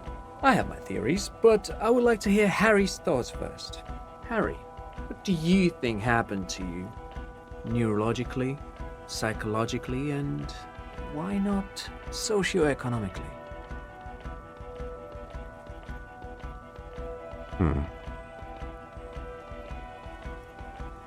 So something so sad happened to me that I couldn't be me anymore. It was a defense mechanism. Psychotraumatic amnesia, Trant? I can go for that. Shit kid is a broken man. Always has been. Who isn't? I know I am. But you know what? I keep my shit together. Also, I know a person can't wipe their own mind, however traumatic it gets. That doesn't happen. You're lying, or insane, or both. But Detective Vigmer, he has blanked out before. Have? Yes, a couple of times. After some of the more serious benders. One was after the two drunks case, the other when we looked into that mural. Interesting. So at first he dipped his toes into it, prepared. That's where he would have gotten the idea, yes. Practice. And then he used alcohol to get there, so to speak. What do you mean? Well, here's my theory. What if this is an absolutely normal reaction to the world we're living in? What if this is not a significant anomaly at all? Something to be explained, approached as a defect? Look at the sensory input here. Okay, this is starting to sound like something that Pirandello would write. Look at the ruins, the neon. Listen to the radio, the multitudes, the people. Live here for 40 years. As a police detective, he's like a magnetic reader on the world tape, to borrow a known metaphor. Harry's been pushed flat against it. Total input. Hardwired to the free market. He just needed for it to end. Okay, Trent, thank you. That's absolutely meaningless. I'm glad we brought you. Will he or will he not be able to work in the major crimes unit? Is he a cretin now? I want to know that. He's not a cretin, and he is able to do work. If not in his previous leadership role, then as a line detective.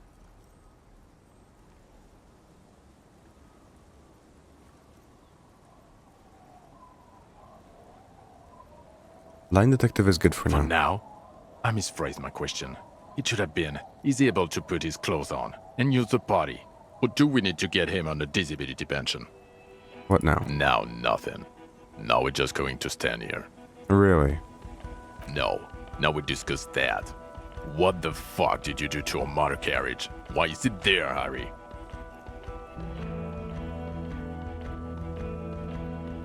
I drove it in the ocean when I was drunk.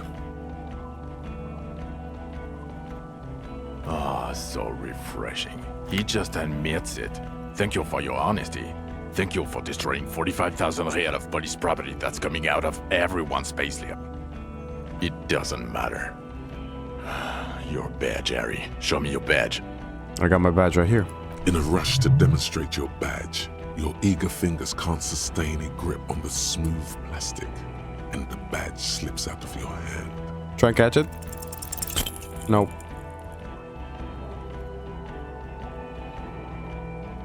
You juggle the badge for a second, unsuccessfully, and it lands on the ground some 2 meters away. Ouch! You strained your elbow trying to catch that stupid thing. Damn it. He found it. He found it, Jean. It's his badge.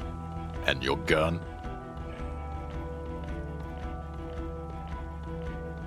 My gun's right here. He has it. And he didn't drop it. You're drunk like a bum, Harry. Put that thing away before you kill someone. I quit drinking forever. It's only me and this boring hellhole now. I don't buy it. Why do you smell like a corpse then, huh? He's wounded. It's been a long week, and he's handled an actual corpse. Hold on, I just haven't washed myself after the autopsy. Without a reply, the satellite officer covers his nose. It's been a bit of a week. I'm sorry I smell bad. A bit of a week? You're drunk, and you let a suspect escape, a certain Clasier, because you were too drunk to assess a flight risk. We've read the reports, Harry. Lieutenant Kitsohagi's. We know.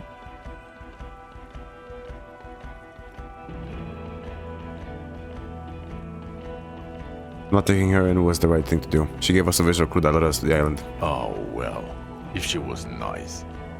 I'm not even gonna get into the other suspect, the one who shot herself, in the head.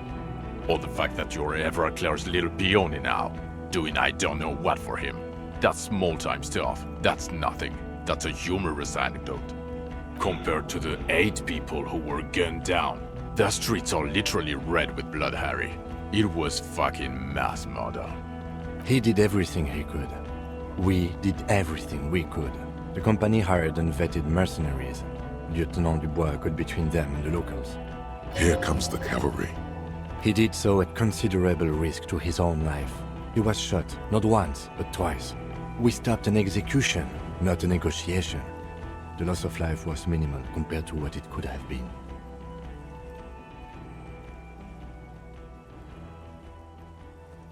I also solved the case. It's solved, all of it. Detective, it's better if I do that. Thank you for the input, Lieutenant Kitsuragi. I didn't mean to suggest you didn't handle the situation. He thinks of apologizing, but decides against it. You've spent the week with him on this case. What is your take? On the case? On Lieutenant Geoffrey Dubois. Well, the drinking, the gun losing, also losing the badge. That's all true. Although he has not been drinking on the job this week. See? 1 week. Then there's the superstardom. He likes to, from time to time, allude to being a superstar law official. At first I thought it was a joke, but now I'm not so sure. He says disco about 20 times a day. It's odd, especially in light of his political views. Detective Dubois is, as you may know, a hustler. He grinds. He makes the real. He's a visionary and a money engineer, which is just other still. He is also a Mazovian socio-economist who believes in liquidating the ruling class. How he reconciles these 2 points of view, I do not know, but he is vocal on both of them. And then there's the motor carriage in the sea, and the constant smoking everywhere, all the time. But despite all this, he is a great detective, one of the best I have seen, in fact. I used cigarettes? No. He can talk human beings into telling him anything, and he doesn't stop. In all the time I've spent with him, he has not once stopped working on the case. He is tireless, madly driven. Well, except that one time when he stopped to sing karaoke, which by the way was a valiant effort. He really sang his heart out. Yeah, it was what it was. Other than that one time, he has tirelessly worked on the case, and he solved it. We have a confession, a murder weapon, and the perpetrator, locked on the island right now, awaiting transportation. He apprehended a straggler who stayed hidden for 50 years, ever since the revolution, who's probably committed other murders over those years. Oh, and he also discovered a new species. A new species? A colossal stick insect. It was on the island, camouflaged as the reeds. It unfolded from the reeds. I think we may be dealing with the Insulindian phasmid. He takes out the photo of the phasmid and shows it to the officers across the yard. The wind blows, flapping the glossy rectangle in his hand. You hear gasps beneath the howling of the wind. That's right. I did do all that. As you can see, it's about 3 meters tall. In fact, we think it may be the largest land invertebrate ever discovered. Say nothing. Fucking hell is that? Is this somehow connected to the case? The killer did not seem to be aware of the phasmid's presence. Exhibiting a strange, atypical dementia, he fell into a stupor after its appearance. He became near catatonic.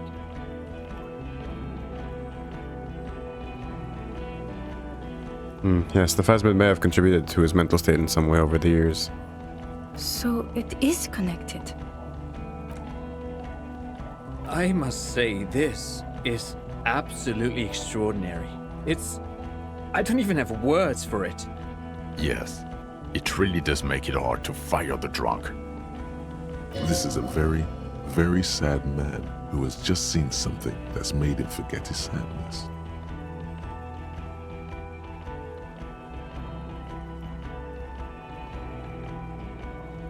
Also, the phasmid was a female. The reeds are its nest. Female? What makes you think so? You had to see it. It had the subdued colors of a female. And the nesting behavior too, I think. Incredible. Were there eggs in the nest? Not as far as I could see. There were other things there, though. It did gather items in its nest, a helmet, a scope, and a passport. Actually, you know, this would indicate it was a male. This is far from anything in my field, but I think such nests are called bowers. They are for attracting mates. Could have been a male, actually. Must be robust if it can move a helmet with its limbs. I think it reproduces by parthenogenesis. As in cloning itself? What makes you think so? Observation. Well, then it wouldn't matter if it's a male or female. The bower would just be rudimentary behavior from before the parthenogenetic mutation. Very interesting. Such organisms are extremely vulnerable to disease. A single strain of bacteria could wipe out the whole species. We're probably looking at conservation efforts here. It had multiple mandibles that looked like hair, and it was completely white on the inside. Yes, but also reed-colored, beige and brown, a little green on the outside. After unfolding from a single stalk, it still retained parts that looked like reed tufts on its limbs. Incredible. The PR value of this is exceptional. Carp discovers new species. Maybe even discovers the Insulindian phasmid. No, that's too much. This would really help with some of the problems we've been having. Absolutely, this is great. This does not say vigilante murderers to me at all. This says science, news, human interest. You know, it's a really good thing you have that photo. Without it... You're doing good here. Perhaps only for a moment, but still. Quit while you're ahead? Or no? The killer, Lilianovich Dros. We have a strong motive for him. Lilianovich. A revolutionary matronym. A revolutionary matronym? The custom started in Grad, where they have patronyms. Krasovich, Lasovich, etc. The revolutionaries saw this as a chauvinist atavism, so they used matronyms, derived from the mother's name instead. This man's mother was Lilian. His Lilian's son, Lilianovich. The custom was overturned after the revolution failed, but not before it made it to Revachol. So, it is what a soldier of the ICM would be called. Thank you, Trant. Thank you for that piece of cultural theory. You said you have a motive? Of course, excuse me, I just thought it was noteworthy. He killed the mercenary in an act of jealousy. Jealousy? I thought this Lilianovich was an old man. To have been hiding for 50 years. Like 70-something? A strange psychosexual fascination. The result of spending all this time in solitude on the islands of this bay. And trauma too. He himself gave a political reason. In his mind, he had killed an enemy combatant. Also, we have ballistics from the gun, matching the bullet found in the dead mercenary's head, and 2 officers on the scene that Mr. Dross confessed to. It's a clean win. It's way more than that.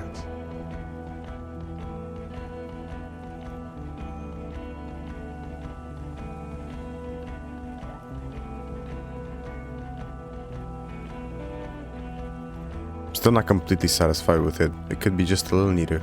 I did all I could. Every second was a struggle. I've never doubted you can pull yourself together and work. In bouts. Bouts don't last. I can still smell the booze on the wind. God damn it. Doesn't it ever leave? It is there. Like in your bones or something.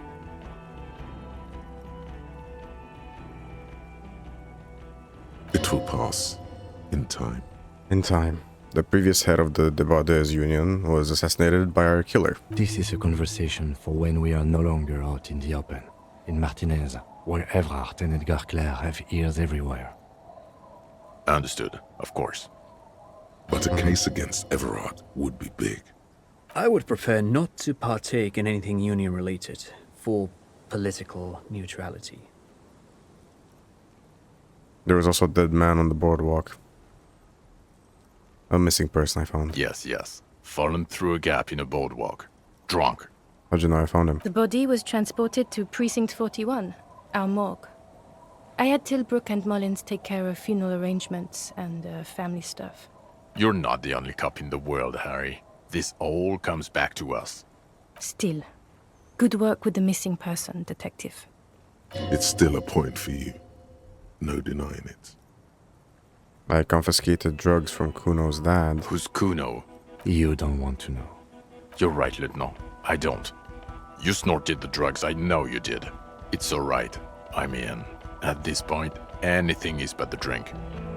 Right, sure. So what do you want to know? Want to take this hot shit back? I don't want to, but you discovered a new species and solved the murder. So I have to. Jude? Anything that ends the trial is okay with me. You haven't been drinking, she thinks. So, maybe this time.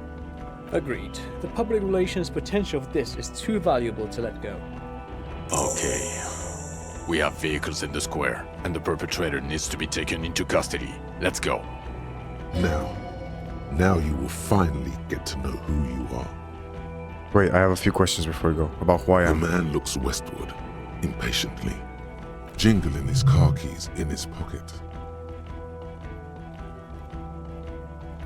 Precinct 41. What kind of station is it? Us? We're the bloody murder station, haven't you heard? We're the bad guys. No one likes us. That's not true. Jamrock is too big for one precinct. You are just understaffed, and everyone respects the 41st. You have Captain Price. Thank you, Lieutenant. You're being kind. It is an understaffed station and the district is too big, which is why we need to... Get back to it. We left Torson and McLean to run the Sea Wing. It's not good. Torson and McLean? Mac the Torso Torson and Chester McLean. They're not fit to run a wing. Believe me. Things are shaky as it is. Sea Wing is... God. There are 4 wings, Harry. A, B, C, and D. We're in C. It's made of losers and clock punchers. You and I reconceptualized it as a task force. It was a mistake. There's also a lot of outside help involved, not only me. Other losers too. He's anything but a loser, although he would like to be seen as one. It's cooler that way. And Price is... Ptolemy Price? He's the son of the old Price, one of the founders of the RCM. He's one of the most highly regarded men in the force. You're lucky. Somewhere under the curved roof of a former silk factory, shaped like a ladybird with 2 chimneys, Police Captain Ptolemy Price sits behind a heavy wooden desk. Resident medic Nix Gottlieb pours him coffee. It's silent in the captain's office. They speak of change, the city, the tension on the streets. They speak of the events of April and the blood on the streets in May.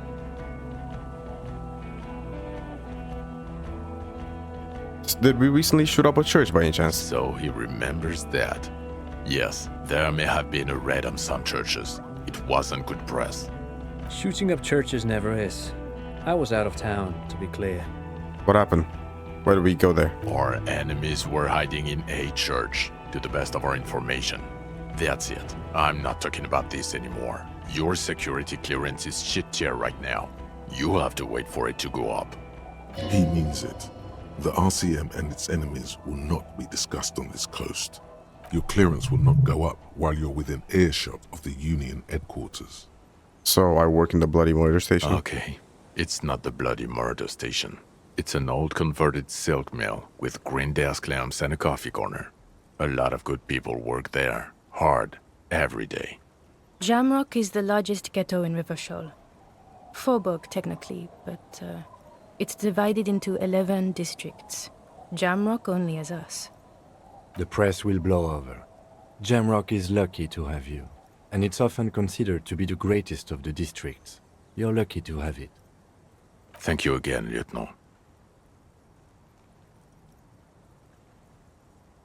Phasmid, I need to tell Elena about this ASAP. Who is Lena? A cryptozoologist. She lives in Jamrock on Tabernacle Road. She told me about this, Phasmid. Tabernacle? It's on the way over. Near where you live on Perdition. Fine. If we're gonna drop you off anyway. She and her husband were conducting the search for the Phasmid. It's their discovery, in part. They should know as soon as possible. It would do you good to deliver some positive news for a change. She is going to be over the moon. Who am I?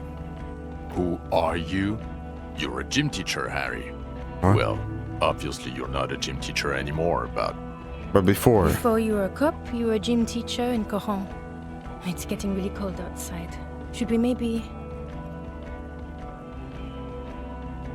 That does explain a lot. Harry, it explains everything. The running around, the jumping, the bicep girth, your inexplicable facial hair. The collection of fallen sportswear I've amassed. Some of your more old-school wording choices. Your posture, even. The constant stretches.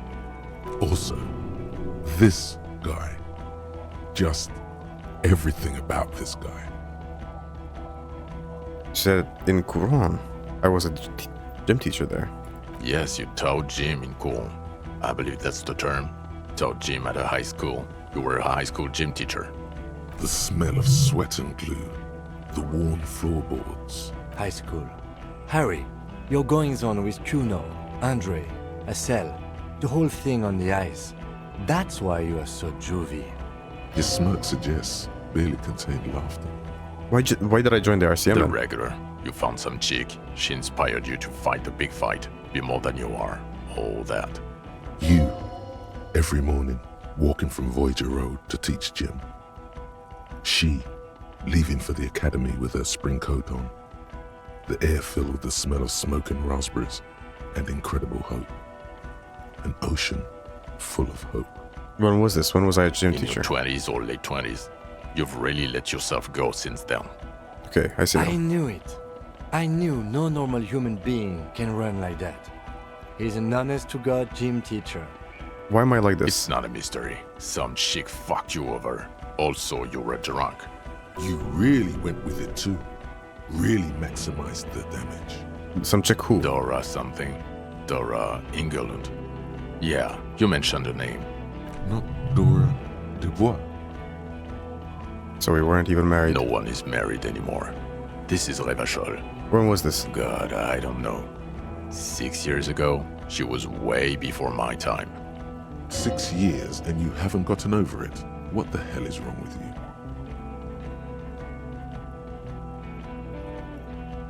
Six years. Yeah. Or 7.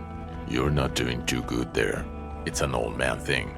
2 old years equals 1 normal year. That and Dora Ingerlund really tore you a new one. A big one. Who was she? Incredibly bangable. Figures. Extremely fuckable, Harry. Gorgeous. A gorgeous bourgeois woman. Wayfish. Like a Welkin, basically. Heartbreak Welkin. Pain Welkin.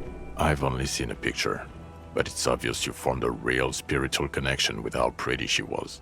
One you never recuperated from. Look, the sun is about to go down. It's time to go. I think she taught in the Académie des Arts, east of the river. Way east. Hard to say which came first, the middle-class chick or the drink. Egg and the chicken kind of thing. My point is, you need to see a psychiatrist about this shit. Not a psychologist. Several degrees harder. Is there something harder than a psychiatrist? A forensic psychiatrist? Go talk to that. Okay, am I a dirty cop working for La Puta Madre? No. No, because the suspect seemed to... Okay then. Talks concluded. Lieutenant Kitsuragi, what will you do now? Well, first I will go back to my station and write the most detailed report anyone has ever seen. It will have to be good to cover all these. Then I will have a serious talk with my captain. About what? Detective, we just stopped a small-scale war. Something is happening to Revachol. Mm-hmm. I don't know what yet, but it's going to be a hard spring for the RCM. We need to get ready, infiltrate, investigate. Le retour. Wait, you mean the return? Perhaps. There are people who say the zone of control will not hold up long. They are not on the radio yet, but there are parties out there. Yes. I hear worries from systems analyst in Vespa and Messina, international risk departments in Pangs. People like that. We've been hearing whispers in Jamrock too, ever since fall. I agree that something is happening. People are tense. I hear a fan spinning, fast. Something is about to hit it. Wanna do that at Station 41? Talk to Captain Price? I'd rather not ruffle the feathers of two captains with my doom-mongering. No, I meant investigate. Come work with Precinct 41. Work with Price? I'm flattered, but I don't know if I... Would fit in. Am crazy enough. Can take the stress. He doesn't know how to finish the sentence. Flattered? You're Lieutenant Kitsuragi. We would be flattered if you even considered. I would have to tie things up in GRIH first. But, I mean, whatever is coming, Jamrock will be more central to it than the harbor. And we also have a huge caseload, Lieutenant. Piles that we need to get back to. Mountains, even. I do like the sound of that. I'm ready. Good. Fuck it, let's go. Tron brought his motor carriage. It's a 20-minute drive to Jamrock. Under the afternoon sky, the great district hums. A chessboard of wooden houses, 80,000 living souls, and chimney stacks. Fire traps as far as the eye can see. From Main Street to Precinct 41, to Boogie Street, forking into the snow-swept horizon. You close your eyes and hear the dogs bark. A lone woman sits by a factory window, dreaming of meteorite strikes. On Rue de Saint-Jérôme, a square bullet slides into a square-shaped chamber. In Old South, a man without eyelids smiles. Spring has come. It's time. Dawson? Yes. McLean? Yes. Heidelstein? No. Vicmere? Yes. Dubois? Of course. Really? Nick Gottlieb looks up from the list. I hear he's quite unstable. You say that like it's a bad thing. Captain Ptolemy Price points his pen at the doctor. It's dim in his office, and the curtains are drawn. Harry's our man. He'll pull through, and when he does, he'll side with Revachol. Understood. Gottlieb returns to the list. Minnow? Of course. Wonderful. Then can we please just go back to Jamrock now? End.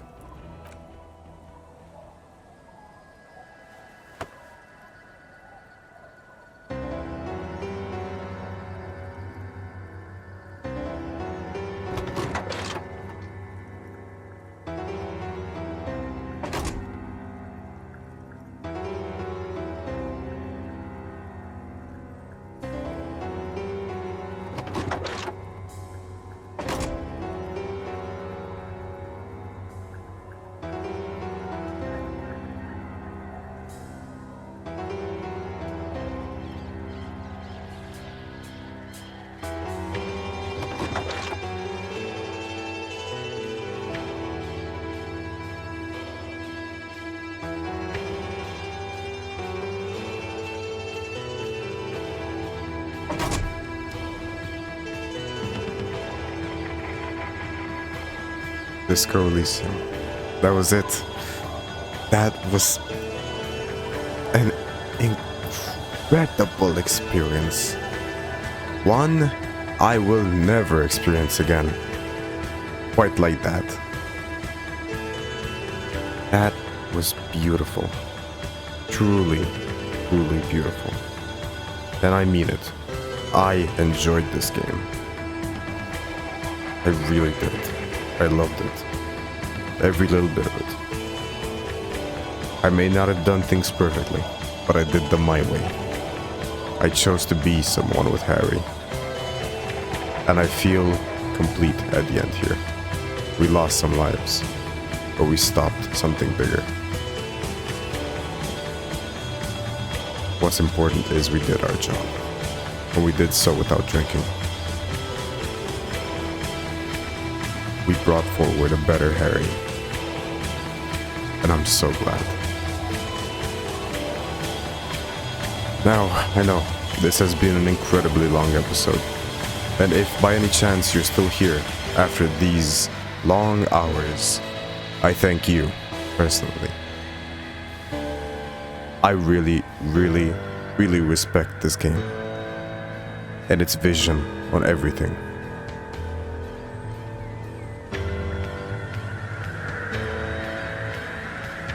It is incredible. Absolutely incredible.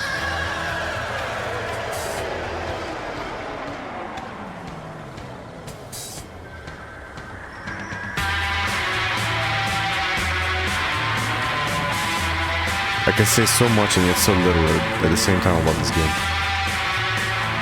Props to everyone who worked on it. They did a phenomenal job. A really phenomenal job. I don't think I could have sat down and recorded an almost 4-hour video for any other series other than this game. This convinced me that sometimes seeing things through to the end really is worth it. And I love it. Its vibe, its personality, its presentation, everything about it was lovely. It was impeccable. It is something that I would recommend to anyone, regardless of who they are, because there's a little something for everyone here.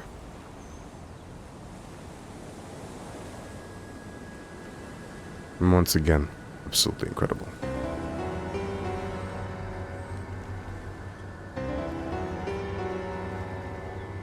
And these amazing voices, the people who voice these people. Again, phenomenal job.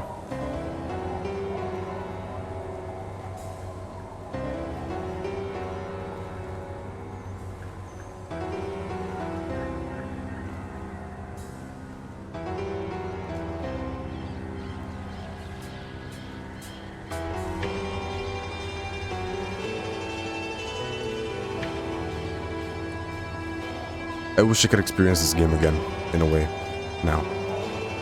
But at the same time, no. I don't wish that.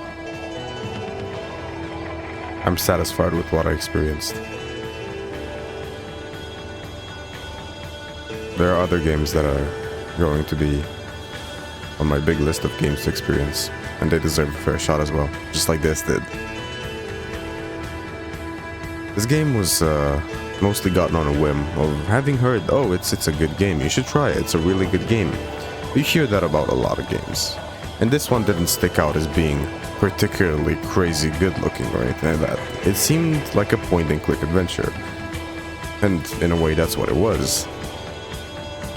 But at the same time, it did so much with that there's no way you can ever explain to anyone just how good this game is, unless they play it.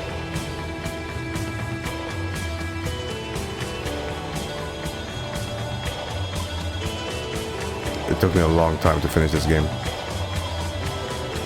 But what can I say? Better late than never. It would have been a real shame if I didn't actually stick around to finishing it. A real shame. And thank you for everyone who has actually watched through the entire series with me.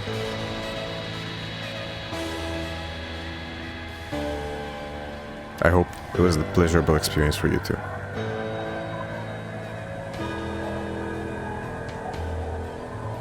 This game made me cry quite a few times. Quite a few. More than any game I see on a YouTube series has, for sure. It's brought forth emotions that I didn't think a game could evoke. Especially a game like this, showing so little but doing so much. Yeah, truly it was an incredible experience.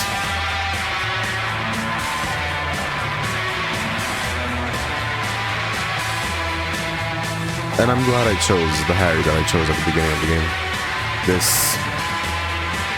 emotional one, the sensitive one. I felt like, in a way, he really spoke to me. Logic maybe would have also spoken to me in a way, but not quite like this.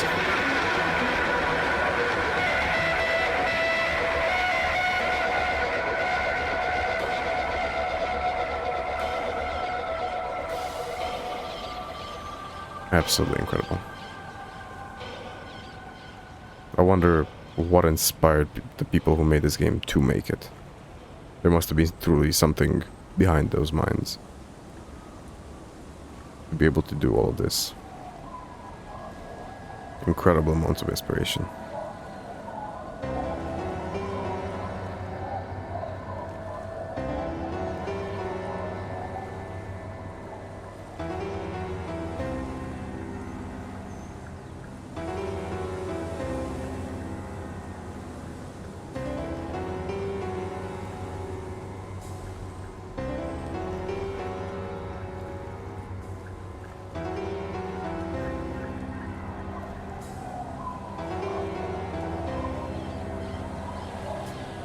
I'm thinking back on it now, and I just, yeah, no.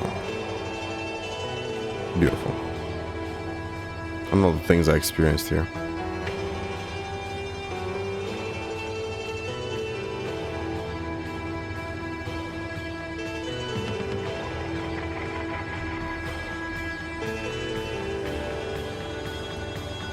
It'll stick with me for a very long time. I don't think I'll be forgetting this game anytime soon. If maybe ever. Maybe when I'm old, I'll look back and remember, oh, Disco Elysium. A game I played so long ago that was so phenomenal. I remember it. Maybe I'll look back on it wiser and think, you know what, the message it sent was truly an important one. Because this game has a lot to say. In a lot of different aspects. About yourself. About your habits, about your vices, about politics, about the people around you, and about who you can trust. And it says it well. It says it really well. An incredible job to the team of writers who wrote this goddamn story. I doubt I've ever seen a story this well written before. Or at least to this degree. Maybe the plot itself isn't the most complicated or crazy thing, but it's just the way it presents it, the way everything is done, and the pace of it all culminates in such a beautiful game. And a complete experience that everyone should try at least once. The credits are speeding up, it seems.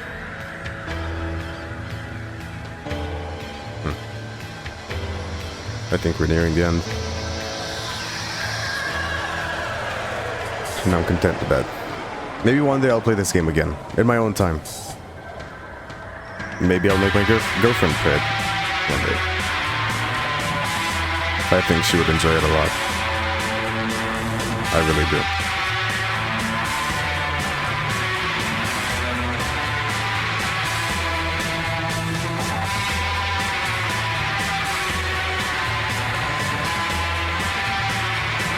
You know, I've been looking through this list, and I see a lot of names that